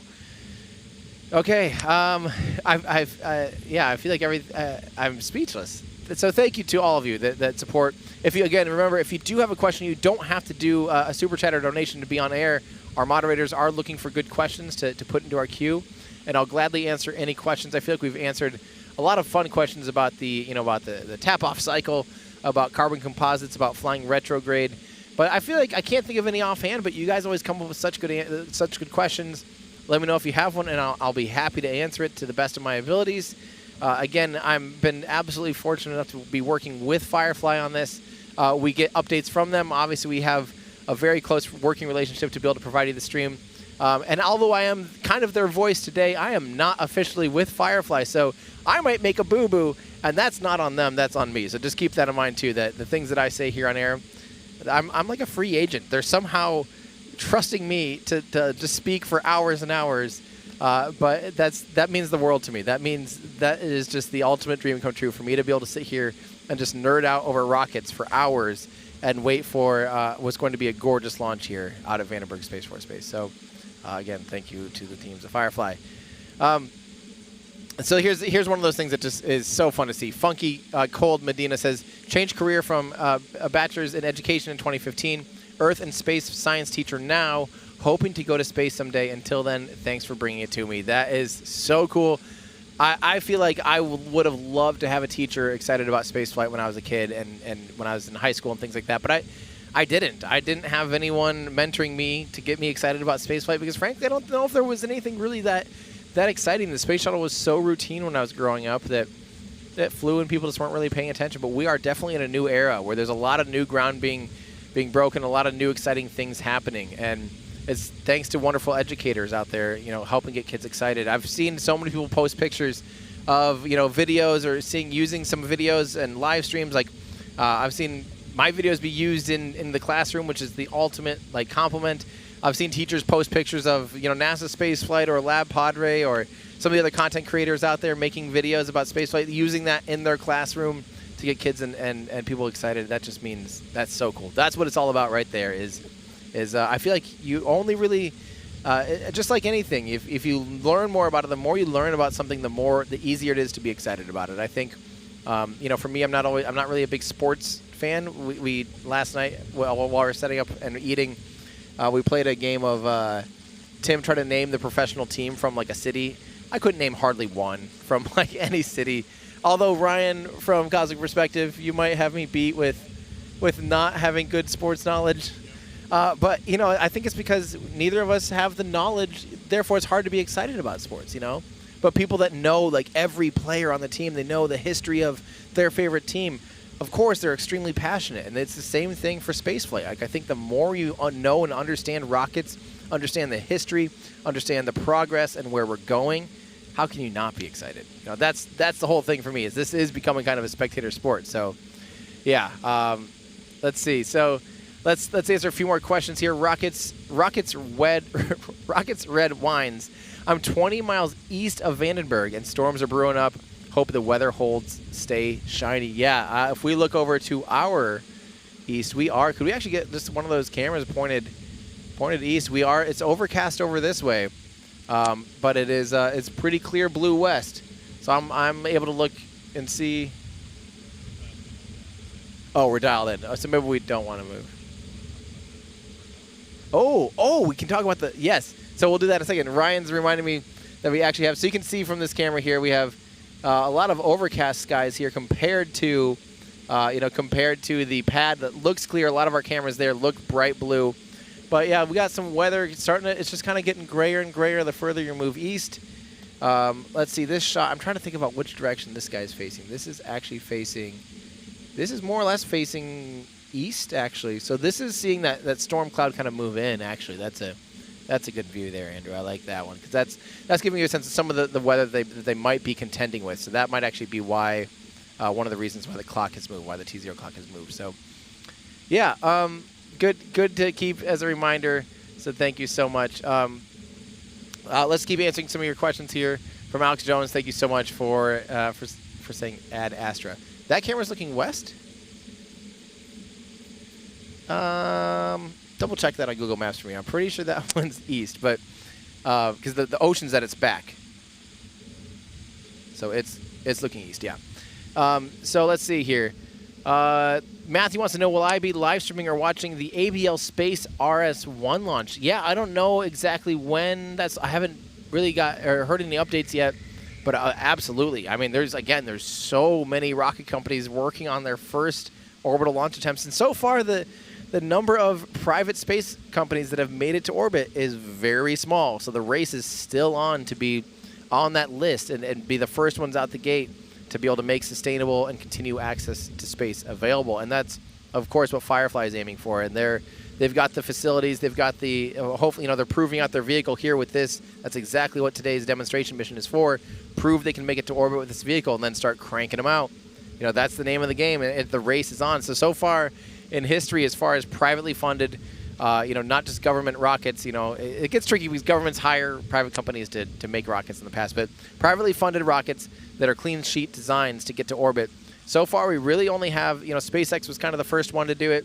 Again, arguably, there's asterisks all over all this. And then Rocket Lab made it to orbit in, 2017 or 18? Since then, we've seen Virgin Orbit make it to orbit. We've seen Astra make it to orbit.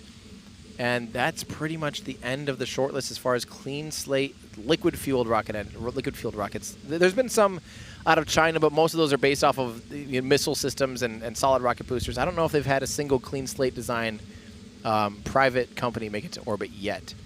So the list is very short. Very short. That shows how hard it is. And the list of people trying to get to orbit is over 100 right now. So the race is on, and of course Firefly is positioned very well here with their second launch attempt. Their first one being very successful and learning some very valuable lessons on a developmental vehicle and on a demonstration flight. I feel very good about this vehicle. One of the fun things that I learned too, the first vehicle when they developed it, because it was their test bed. It was their very first vehicle they had put together. They had cycled it like 18 times to be able to get it to be able to really do a static fire and to be able to do some of the testing.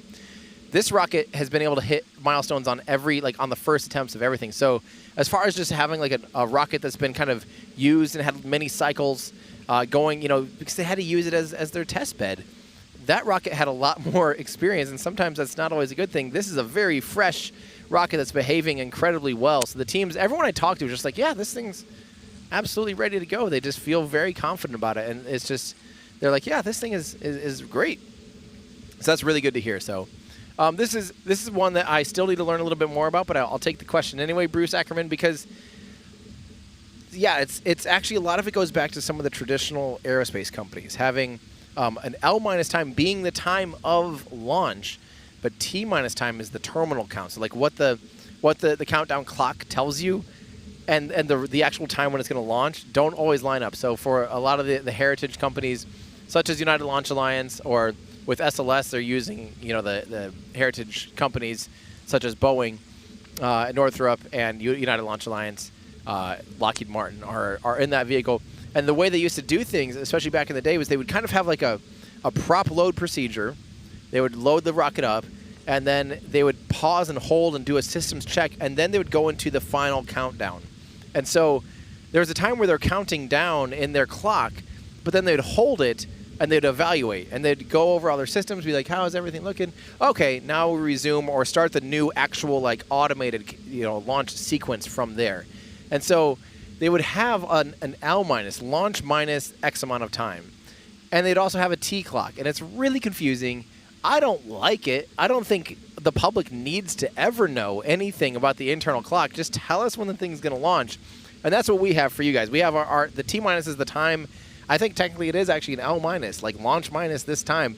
But that is the difference, the technical differences. As far as I understand, I might be a little bit wrong on some of the technicalities and the reasons, but basically L- is what we probably all should have been using this whole time, and that should be the only thing we ever heard is like, when is this going to launch minus X amount of time. So yeah, let's keep going here.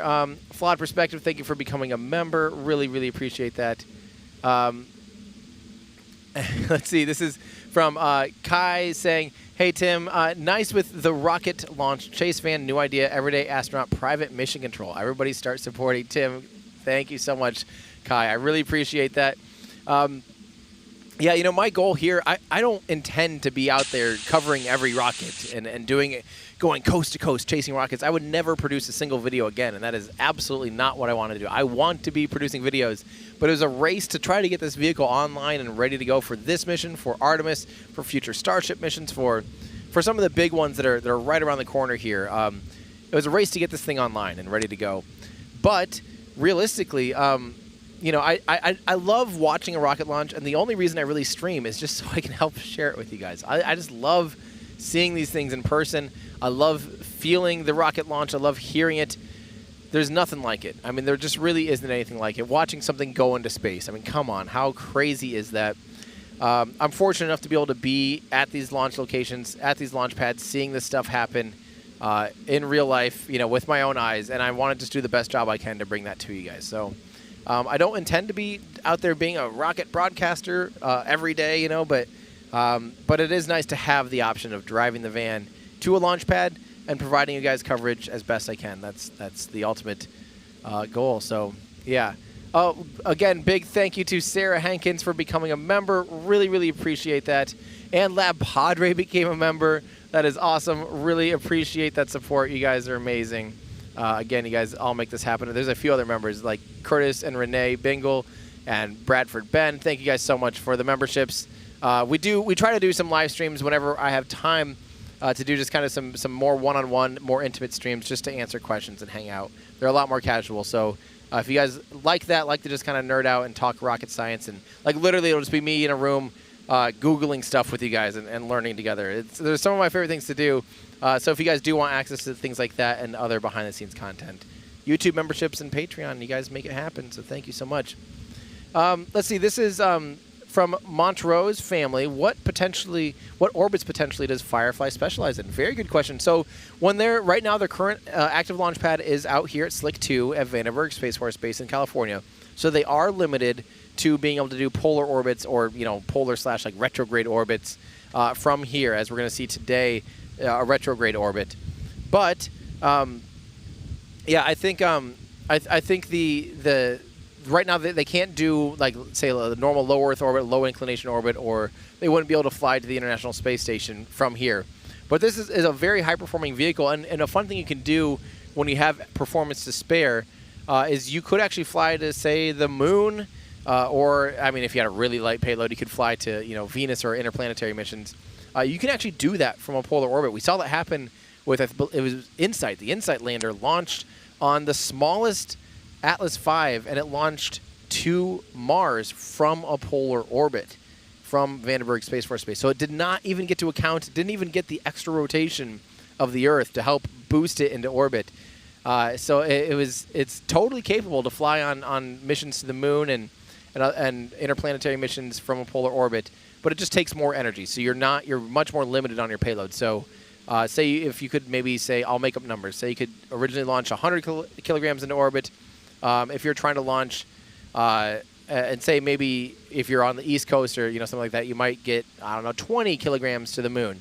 But if you're trying to do it from a polar orbit, it might literally be like 3 kilograms. Again, I don't know the numbers, but I'm just helping you understand that there are huge performance hits on when you're launching from different orbits. So they are limited on those orbits. But for now, again, they're just demonstrating the ability to get into orbit first from Vandenberg. And the options from there are just limitless. They could expand out and have more and more launch pads from here. But for now, they're just keeping it simple, keeping it safe, and demonstrating the ability of their Firefly Alpha rocket. So, yeah. Oh, man, this is a great question from, I believe this is Ryan at D-Pod Dolphin. Will I be able to head to the UK and stream the first launches from the UK? I really, really wish I could. I don't know if I'll be streaming, but I would. I have never. I've been over. I've been to Europe a bunch. Like I've been to Ireland. I've been to Netherlands and all this stuff. But I've never been to England and up there. North. All those places where the new launch pads are. I have not made it over there yet. A rocket launch would be a pretty good excuse to go to the UK. So. Maybe someday. Maybe someday. Let's see here. Oh, man, this is from Dub Selector. You were excited, but we were not when we had to pack up and leave the launch site. Can't stay long. You're bummed. I understand, Dub Selector. I totally get it. Trust me. Unfortunately, rockets scrubbing is just part of the game. Trust me. I've been watching spaceflight now so many rockets launching in the last 8 years, and it is very, very, very normal to scrub. That's just part of the game. It's the hurry up and wait syndrome. It's so funny. I understand that some of the frustrations as the casual observer. So you have to imagine your disappointment watching those of us at home, those that have come out to Vandenberg to watch. How disappointed you are when you get a scrub. Imagine how the teams feel. The pressure on the teams, the pressure, the disappointment when you get the scrub and recycle. But there's still an opportunity today. We are still T-minus 2 hours and 24 minutes. I mean, they are still aiming for the end of their launch window here, 7 p.m. Local time, that specific time. They are still going for it, but I understand the frustration and the constraints of, if you have kids in a family, you drove here 6 hours or something to see something. I get it. Trust me, we drove the van, a stinky old news van across the country to see Artemis and set up for hours and hours and hours for days. A lot of our team members literally did not sleep. I was fortunate enough to get a couple hours of sleep some of those nights. But our team members literally didn't sleep, setting up all night, only to have it scrubbed twice. So the scrub, I fully appreciate and feel the heartache when the team needs to make a decision to try again and recycle and scrub. But they're still looking like, they're going for an opportunity at the end of the launch window still today. We will see how that goes. So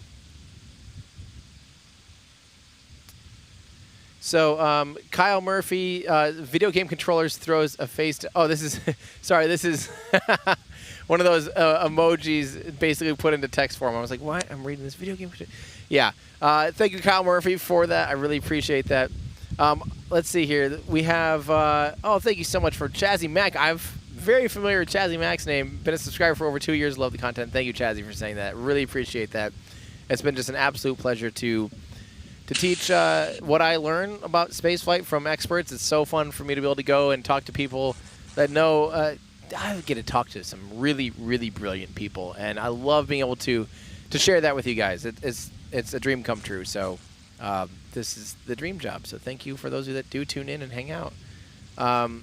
Let's see. This is really cool from Rad Pug Guys. Starting my first internship in aerospace next month. Wouldn't have switched out of marine bio if it weren't for your videos. Thanks to you, and sorry to the fish or whatever. I'll no longer be helping.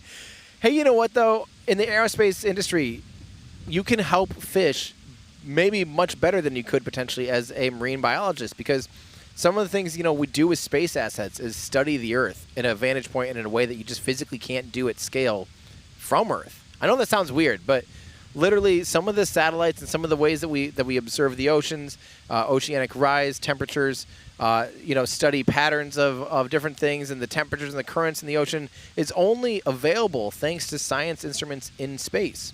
So by being part of the spaceflight community, by being an aerospace engineer, you literally don't know how many fish you might potentially save because of a rocket you built that a scientist thought of a cool experiment to study some habits of blah, blah, blah, blah. Next thing you know, it's like, hey, we could actually do this, X, Y, and Z. Because that's the beauty of the human ingenuity is we're constantly pushing boundaries and learning more and more about our place here on Earth and amongst the stars. And it's just amazing what things happen on orbit and what things happen with observations of our own planet from space. So very, very, very cool. Let's see here. This is a good question from Chazzy Mac again, asking, have we had the pointy end up flaming end check yet? We did. We'll probably have to do another one when we get closer to T0. But speaking of, I got to take a little voice break. I'm sure you guys are hearing it. I'm not used to talking this much and talking this long. I haven't done these long-form live streams in a long time. And just while we wait for the teams to get closer to pressing the vehicle again for flight, and as we await further updates, I'm actually going to take a little bit of a break. So just stand by, and we'll wait a little bit more information. Give me a little bit of time. I'm just going to take a break, and I'll be back with more information hopefully soon.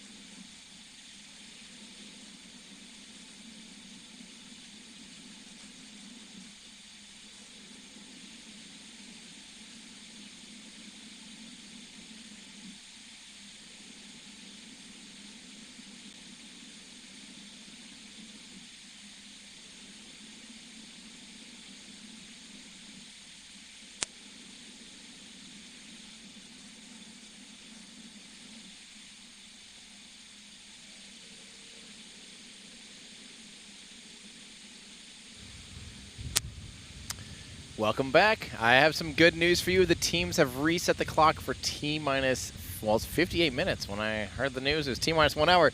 They are going for 5:50 Pacific time. I have a hard time saying Pacific, which is just after, I think that'd be like 50 UTC, if I did the math right, just quick at the top of my head. Probably wrong, but yeah, that's coming up in less than 1 hour. But you will notice in that shot, you see some dark clouds. But currently, despite those clouds and despite what looks like could be potential weather violation, we are actually still go. So the teams are go.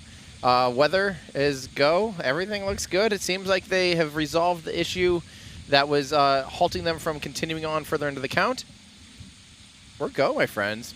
And with that, yeah, let me know if you guys have any more questions. I'll wait if we have any more confirmation or update on what exactly the teams were working through, whether or not it's just range and weather violations or hardware or whatever. We will update you guys as soon as we have any new information. But for now, we're T-minus 55 minutes, and I hope that this thing happens today, because we still have some beautiful blue sky over here, and I want to see this thing go with blue sky in the background. As you can see from that shot, that's what some of the sky looks like, and some of the other sky looks really dark. So I hope that we can get this thing in here while there's some blue sky left, because it is just a gorgeous day. So, all right, let's answer a few more questions. I got to point out that we had another insanely generous donation from Curtis and Renee Bingle. Thank you, guys. That's insane. Thank you so much. I know that it just says undefined there on our screen, but I see there that it's a little donation graphic that popped up in chat.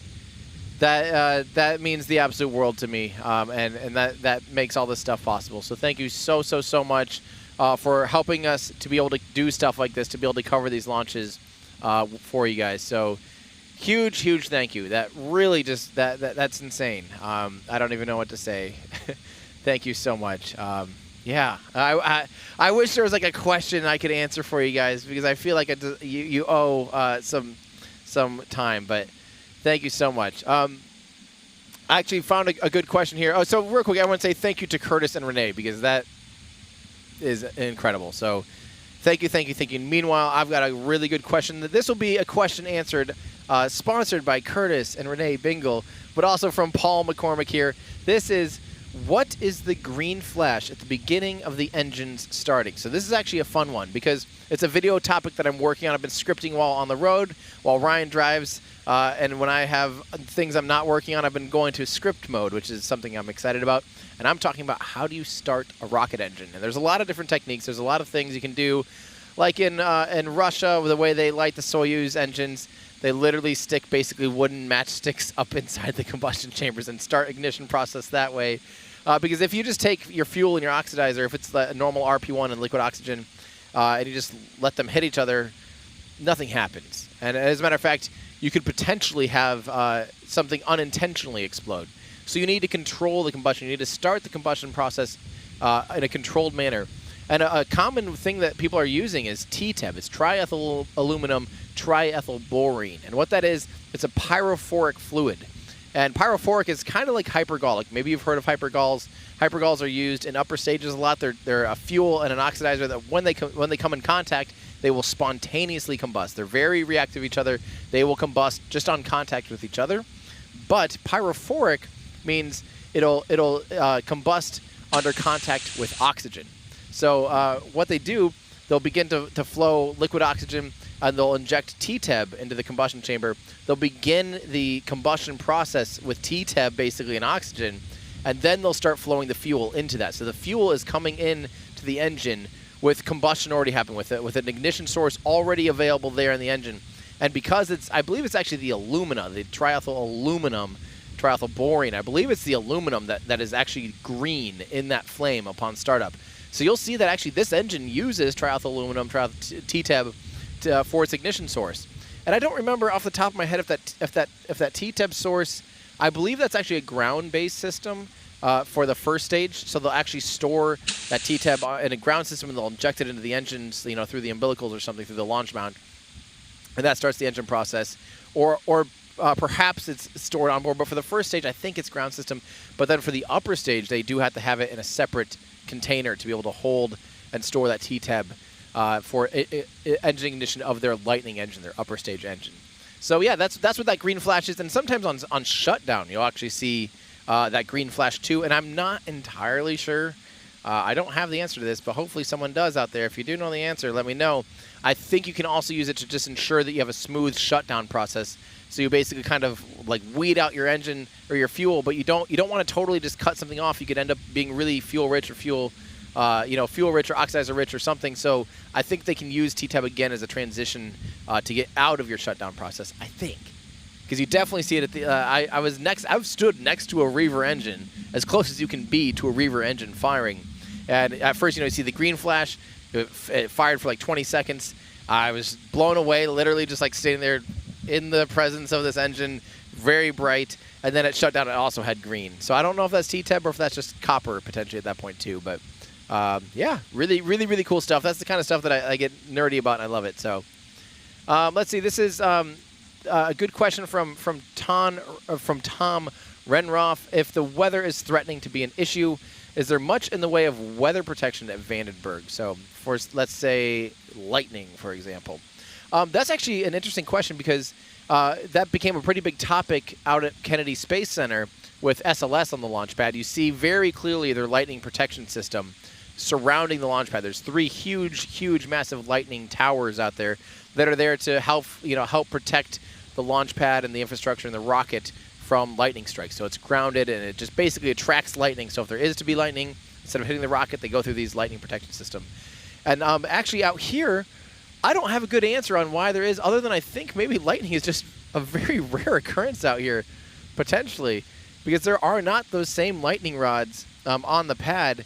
I do assume there's some considerations for lightning strikes and things like that, but I don't think it's nearly as big of a deal as it is at Kennedy Space Center, which is actually one of the highest lightning capitals of the entire United States.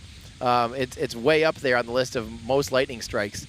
So they definitely have to be extremely, extremely cautious out there at KSC. But I don't have a good answer for sure. Yeah. Oh, so by the way, Philip in our Discord says it's the TEB, not the T, that makes it green. So it must be the boring maybe makes it green and not the aluminum. You're right, because aluminum, you don't see it burn green. You're absolutely right. You don't see aluminum burn green because you see alumina get ejected out of solid rocket boosters, and that's not green. Those don't burn green. So you're absolutely right. It can't be the aluminum. It must be the boron that burns green, or the boron, or however you actually say it. But yeah, thank you for that update. I really appreciate it, Philip. You are helping me stay smart. That's what I love about this whole thing. Is we have communities out here. We're all learning together. I'm no expert. I just am a very curious individual that just loves to learn and then try to teach you guys what I've learned. That's basically my career. And it's so fun that there's a community of people out there, and it's so fun. I mean, I have, just even being here on base, we're connected and dialed into a NASA infrastructure, and people come out and they'll, I get to talk to actual experts that literally work on spacecraft and hardware, and talking with the teams at Firefly here. I've literally been talking to engineers, and I get to learn and absorb as much information as I can. It's just an absolute pleasure. So, yeah, there you go. Boring is what burns green. So I'm learning. Hopefully you guys are learning too. Jeff Duncan, thank you so much. I really appreciate that. Let's see. This is a good question here from Ryan's Random Videos, asking, "Hey Tim, what would happen if the rocket engine had 2 failures, or if the booster had 2 rocket engines fail?" So obviously, at some point, you can't. If you again from my interview with Tom McCusick a year ago, he kind of said, like, at some point you have to chisel out and weed out the nice to have things. You can't design a rocket with 10 different variants of it. It'd be nice to have this, because at some point you end up with so much pork and so much weight, you don't even have a vehicle capable of making it to orbit, let alone carrying anything else to orbit with it. So you really have to trim the fat, and you really have to make these things lean. That's why they're using carbon composite structures. That's why they're using a high-performance tap-off cycle engine. It's because you can't just always be going, what if, what if, what if. And at some point, you just got to make the system reliable. And so that's what they focus on. They focus on, I think near the certain regimes, you might be able to have one of the 4 engines shut down. But I don't think there's really much consideration or the ability of 2 engines shut down. just because you might not be able to have the appropriate and the proper amount of thrust to be able to continue on the way to orbit, get the acceleration you need out of the first stage. Obviously, the upper stage is only a single engine, so you have to have, you definitely have to have that performing well and reliable in order to achieve orbit. So again, kind of some of those things are nice to have things, but I don't know the answer on if they could lose 2 or not. So let's see. This is from MB Hutek wants to know. So if this mission is To The Black, will that mean the next mission will be called Tell 'em I Ain't Coming Back? Because that would be completely awesome. I'm not sure what their next mission will be called, but I like it. That's a very, very good observation. Thank you for saying that. This is Kat, who I believe I'm familiar with in our Discord channel. The green is boron component, and the TEB part was also used to light the Pratt & Whitney J58 in the SR-71. Hello from Sacramento. I love learning. See, this is so cool. Thank you so much, Kat, for that. So yes, apparently they also used triethyl boron as part, was also used to light the Pratt & Whitney J58 and then the SR-71, the infamous and amazing SR-71, one of the fastest plane or jet, I guess, ever to fly with that beautiful engine. There was a lot of cool things, like to start up those engines. I'm pretty sure they had to use an external combustion engine, like a huge, very powerful. I don't remember if it was like a supercharged V8 or something. It was a pretty powerful engine just to spin up those engines to get the turbines spinning and everything up to operating pressures. That's a whole nother thing. There's not a built-in motor, if I recall. But yeah, so. Okay, so let me answer this one more question, then we do have one more update. Let's see, in talking with Firefly, have you heard when they plan on building up Slick 20 at Cape Canaveral Space Force Station? They had a groundbreaking ceremony in 2019 for the pad and factory outside of KSC, but nothing since. No, I don't know what their current status is there. I think, again, the teams are being conservative and smart about making sure they can get to orbit before they totally continue on and build everything else out. But it is, I forgot actually that they had Slick 20 as an option. So I know that is absolutely in their plans to have multiple launch locations, and that's definitely one of them in the books. But as far as current building plans and things like that, I don't have any information myself. Maybe that's something I can get an update on here at some point. But remind me again, Andrew, if you want to repeat one more time, confirm. We do have an update. It is not a good one. The teams are scrubbing today, unfortunately. They are actually, what you're seeing there, you're seeing them detank as we speak. That is them depressurizing the vehicle. So yeah, the vehicle is scrubbed. The launch for today's launch opportunity is scrubbed. I'm not sure what the violation is. Hopefully I can get an update here, but we will stand by for an official statement. But yep, okay, so let's keep answering some questions here from you guys. What does Alpha's second stage do to get passivated after completing deployment? Now that's a good question that I do not know the answer to. Juan, man, you are hitting me hard. So the idea is a lot of times rockets, after they deploy something, the upper stage is still in orbit. You're still in orbit, and it's becoming a common tactic to deorbit the vehicle so that you don't leave that upper stage in orbit. And I actually don't know what their plans are there. But man, I gotta just take in one more moment to appreciate the views here. Gosh, what a beautiful launch pad and launch location and a beautiful vehicle. Wow. Yeah, let's take in those views for a minute. Here's what we're actually gonna do. I'm actually gonna take just a quick break here myself and await further information before we give you an official statement on what exactly is going on. But stand by for more information. I will let you guys know as soon as I know anything else. Yeah, stand by.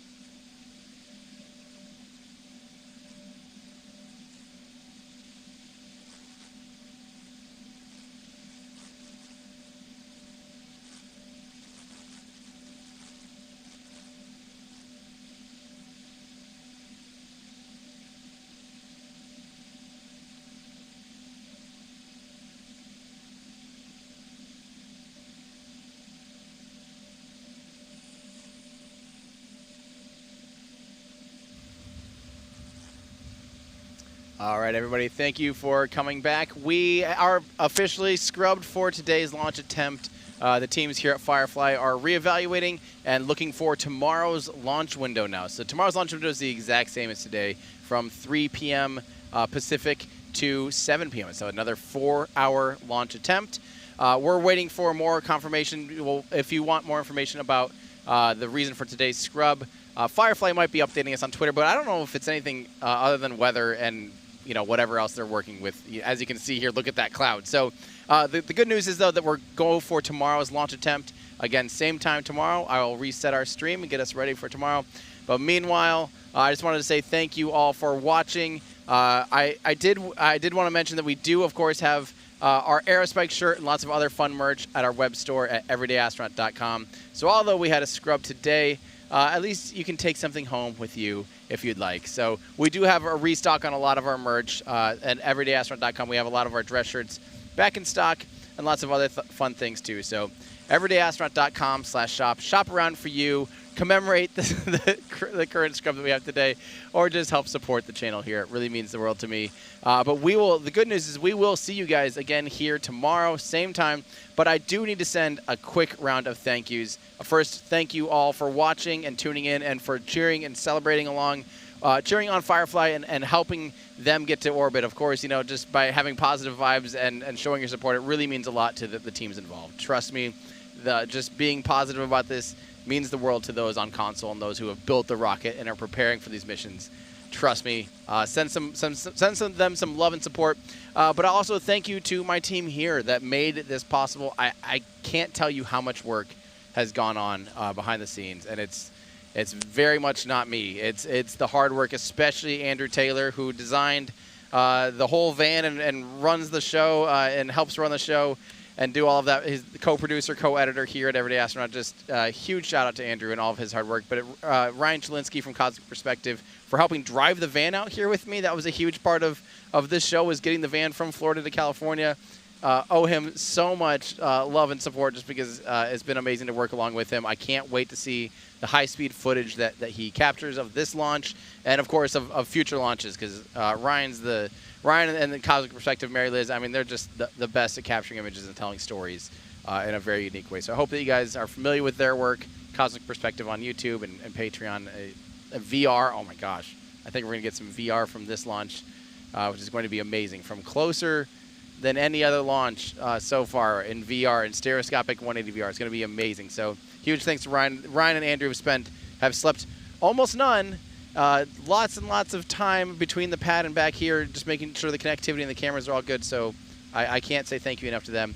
Allie with Gravity Coast developed the gorgeous layout that we see and the overlay and all the graphics. She's also helping to run the show too, co-directing and technical directing, while Andrew is doing all the other things. So huge team effort there. Huge thank you to Allie. Amazing work. And also to help make the overlay possible, we had Mary Liz Bender, the other half of Cosmic Perspective too, working all night last night to make the overlay work for today's show.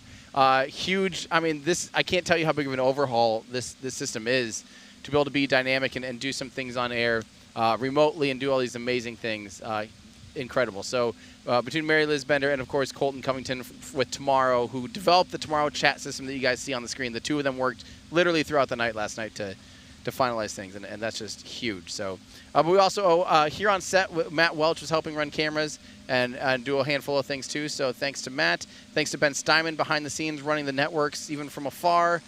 Steinman's been just a huge help for everything. Really appreciate that. But yeah, like I said, and we also owe a really big thank you to the Space Launch Delta 30 for their support on today's mission, and for even supporting us and our operations here, helping us get on base, on and off base, and helping us do all sorts of things.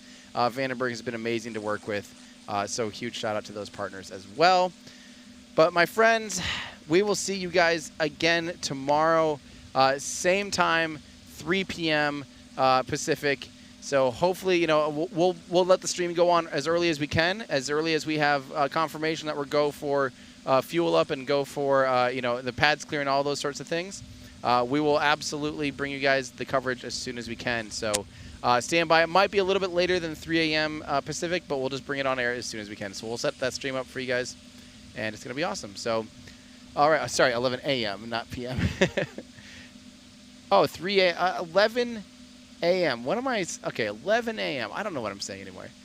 It's time for me to get signed off because I am not able to speak anymore. So that's going to do it for me, Tim Dodd, the Everyday Astronaut. Thank you so much for tuning in, and we'll see you guys again tomorrow. Bye, everybody.